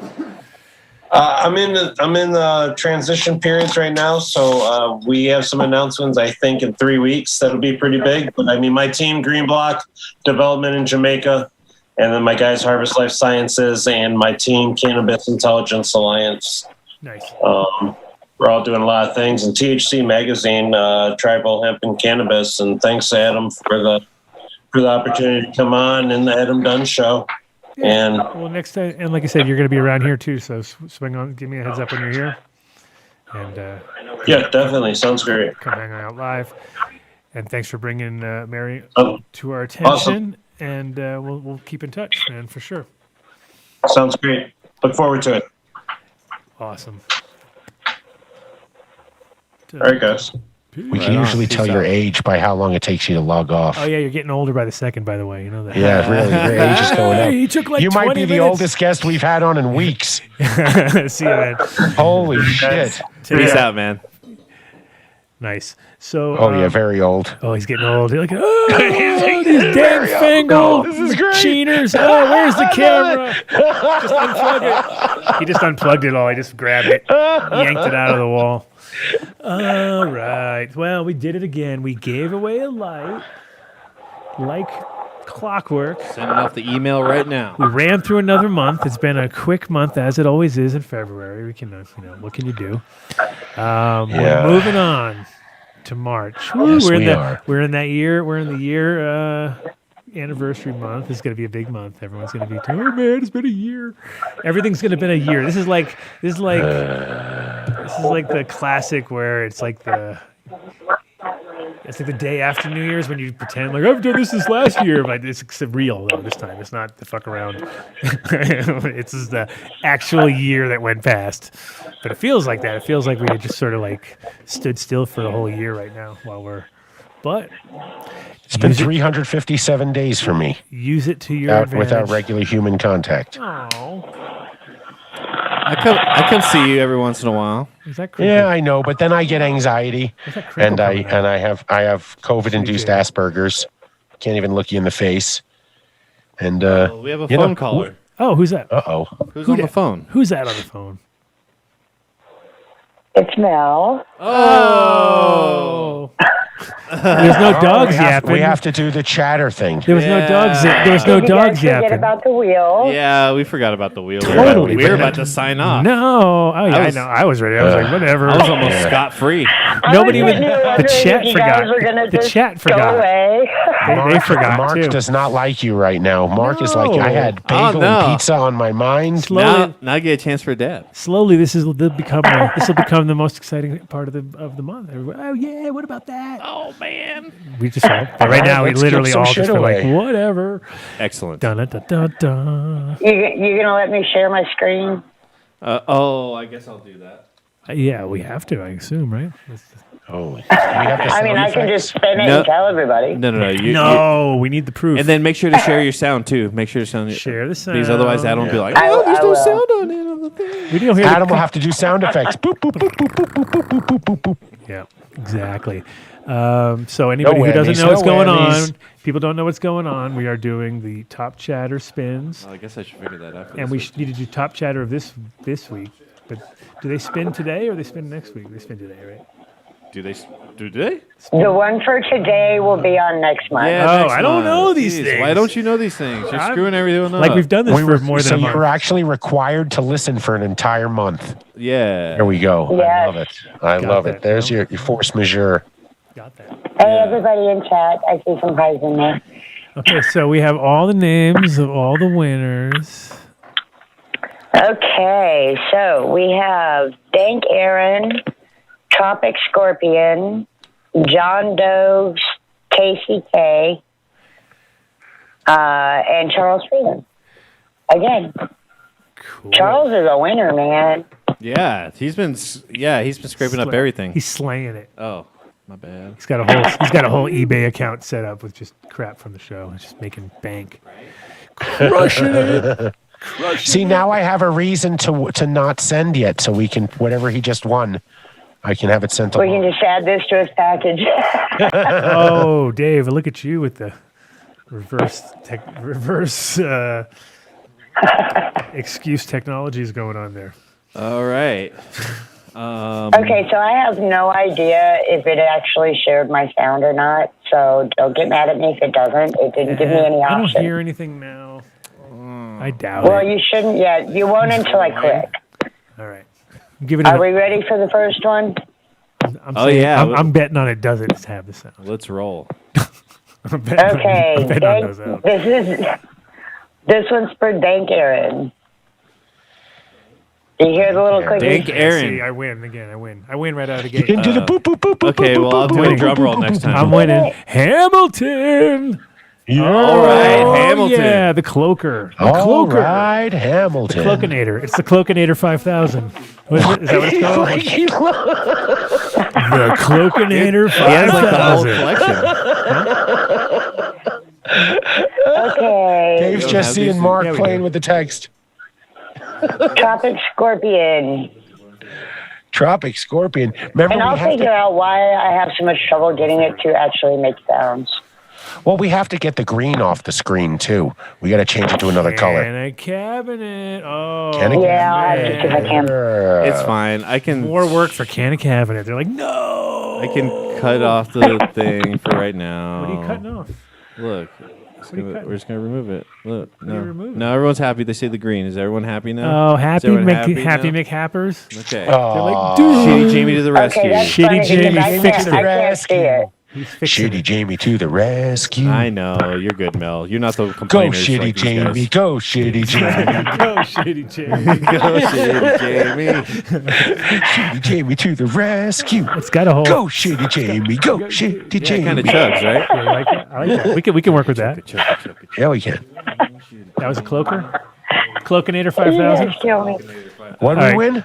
Huh? Can of Cabinet. Yay! All right. Oh, I missed. Yay! Oh, you got it. Who won the Can of Cabinet? Cloakinator 5000. Okay, so Tropic Scorpion won the Canna Cabinet. Whoa, good score. Nice. Scorpion. Yeah. And next up is John Doe. Oh, the John Doe? Oh, is From it the John radio Doe? show? From the radio show? Oh, $500 yeah. worth of this shit. Just Yeah. pour that all over himself. On the air. Yeah, that'd be great.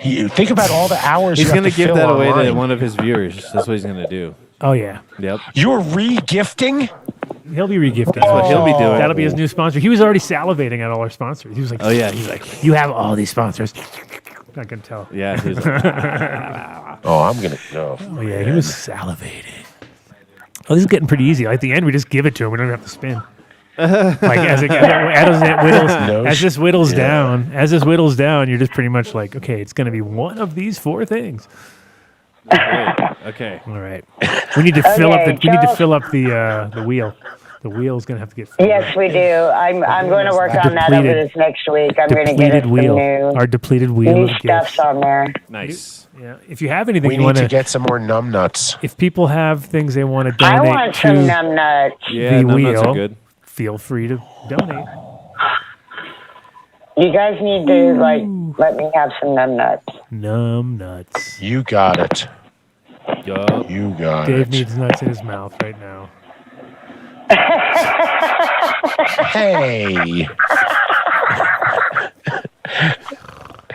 Yes. All What's right. that? No one noticed his name yet. Huh? Oh, everybody noticed. Oh. Oh yeah. I can barely see it. They'll notice now because they were looking to read the numb nuts. Yeah.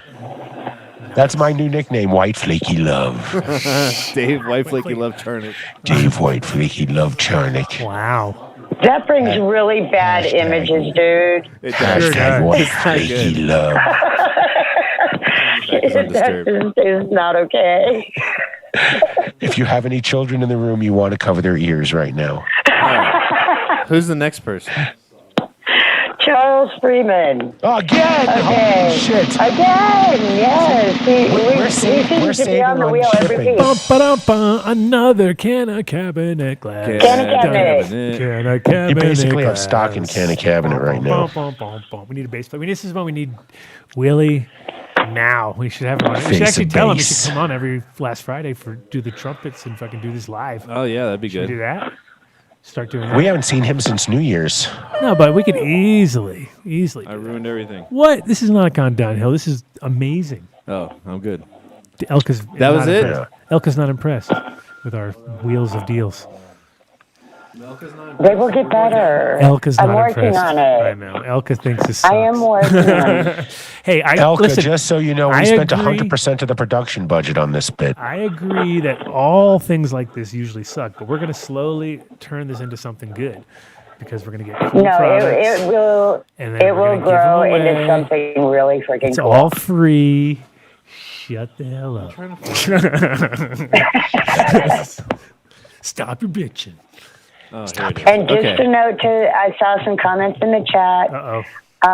The cabinet cabinet glass is finally being received by people, so please be patient. Is it like just big broken glass in a fucking box after all that? Or- I got it, and then I shook it, and it was like... I have not heard of any reports of broken anything yet, Oh, but good. people are It's all- starting to get it finally. Yeah. This sounds broken. Okay, so are we going to do top chatter for this week? Yes. All right. At number 3. Oh, shit. The staple. Rosin dogs. 117.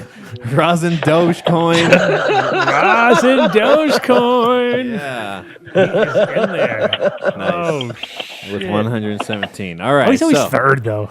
Yeah, now he's being third. He's just like the third guy. He's a third guy every week. All right. It's because the first two count and they're in collaboration and they want to just make sure they one up them. They care, yeah. Now, These are the carers. with 139 chats this week, we have Buddha Boy Buddha boy. at second place. Whoop, Second whoop, place. whoop, whoop. All right. Second place is still a loser. His first loser. First loser, though. First loser. Moving Rosin on. Dogs is second loser. Moving Second on loser. to Yeah. First place. Two-time winner. loser. Third loser is Shitty Jamie. Is that a two-time loser? Oh no, it's a loser thrice removed. Oh. Alrighty, and in right. first place, with 151 chats, someone who just won something, I think. Oh, Dank Aaron. Dank Aaron is just killing it. I'm Dude, telling Dank you, Aaron is is he knocking it out of the park. Nice. Are these guys collaborating and then they're just starting a whole eBay page? I'm sure there is. I'm sure we'll find it one day. I'll be See like, that look at left-handed all swing? the Adam old Dunn reseller swag. page. Adam Dunn swag for sale. And thank Aaron. Please send me your address to. I just put my email there in the chat, but it's mel@adamdunshow.com. Yeah, that might be a mistake. You're going to get a lot of email now, Mel.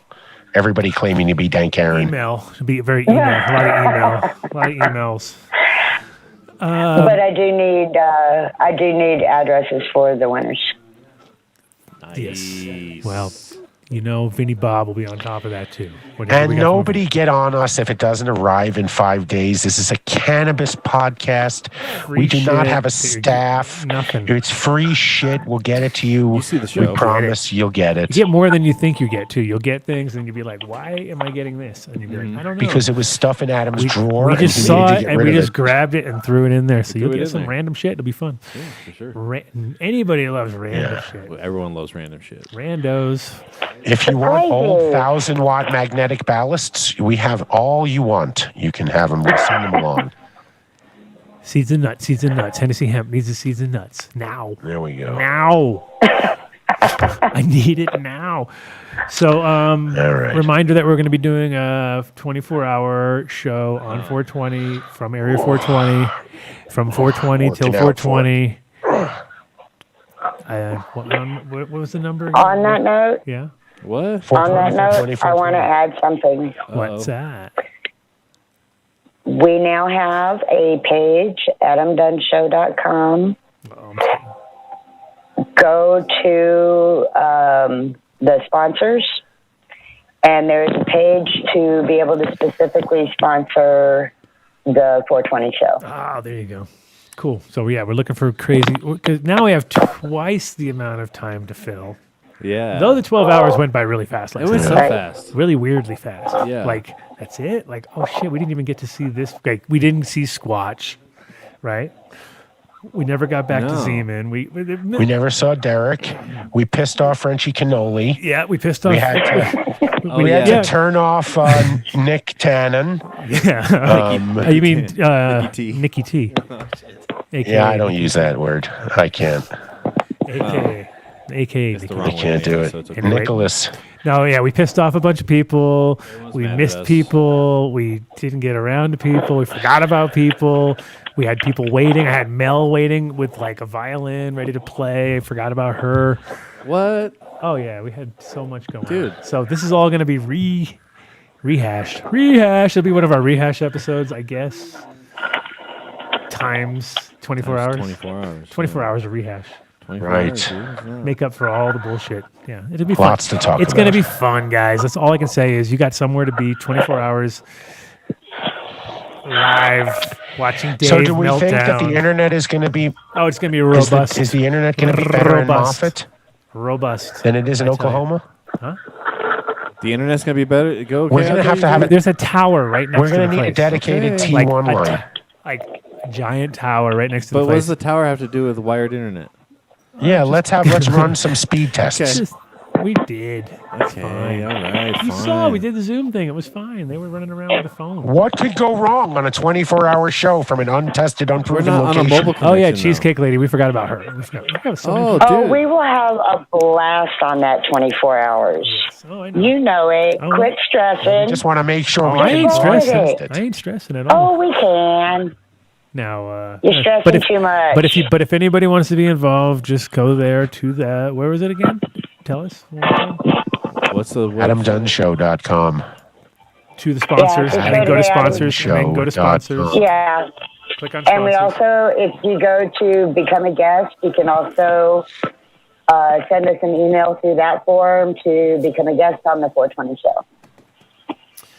Perfect. Is there a pool running for when I actually pass out and my head hits the counter? I can set that I'll up. have to Of pass out course. for like an hour or something, but I'll be fine. Oh no, we'll I have. can set it up. We're gonna have some purposely thought out ideas that'll make us stay the course. It'll work. Yeah. I don't need. I'm ready. I'm ready. I'll be fine.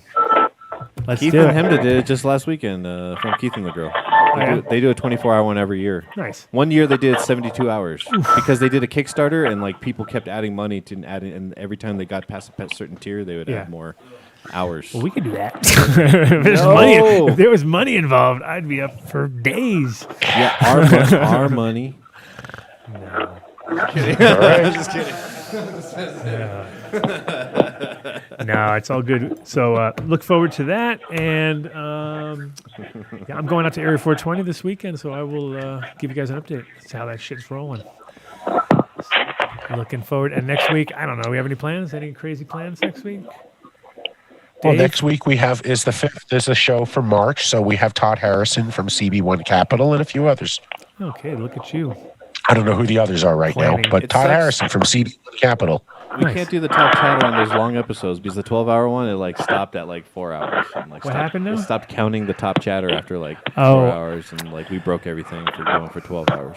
We can't. So can't we just like Can't we do it and then turn it off and then do it and turn it off and just keep adding them up ourselves and just do a little.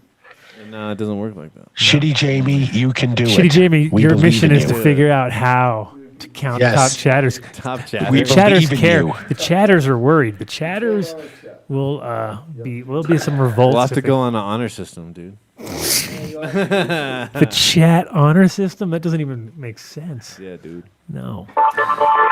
Anyway, We'll figure something out.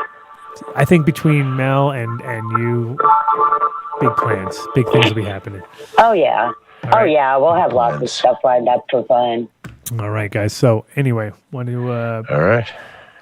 Thank all the guests for coming through. Thank Mike, Mark, Mark, Mary, and Dave, I guess, kinda.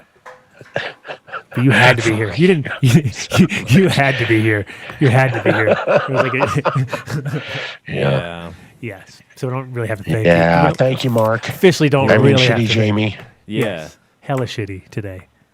Thanks, White Flaky Love. Hella shitty job. Hella shitty job, shitty Jamie. White flaky love. White flaky love. Check A it out. spoony love. Dude, that sounds so much like Bubba Love Swag or whatever. Oh yeah, Bubba the Love. Bubba the Love Sponge. That's what it is. Yeah.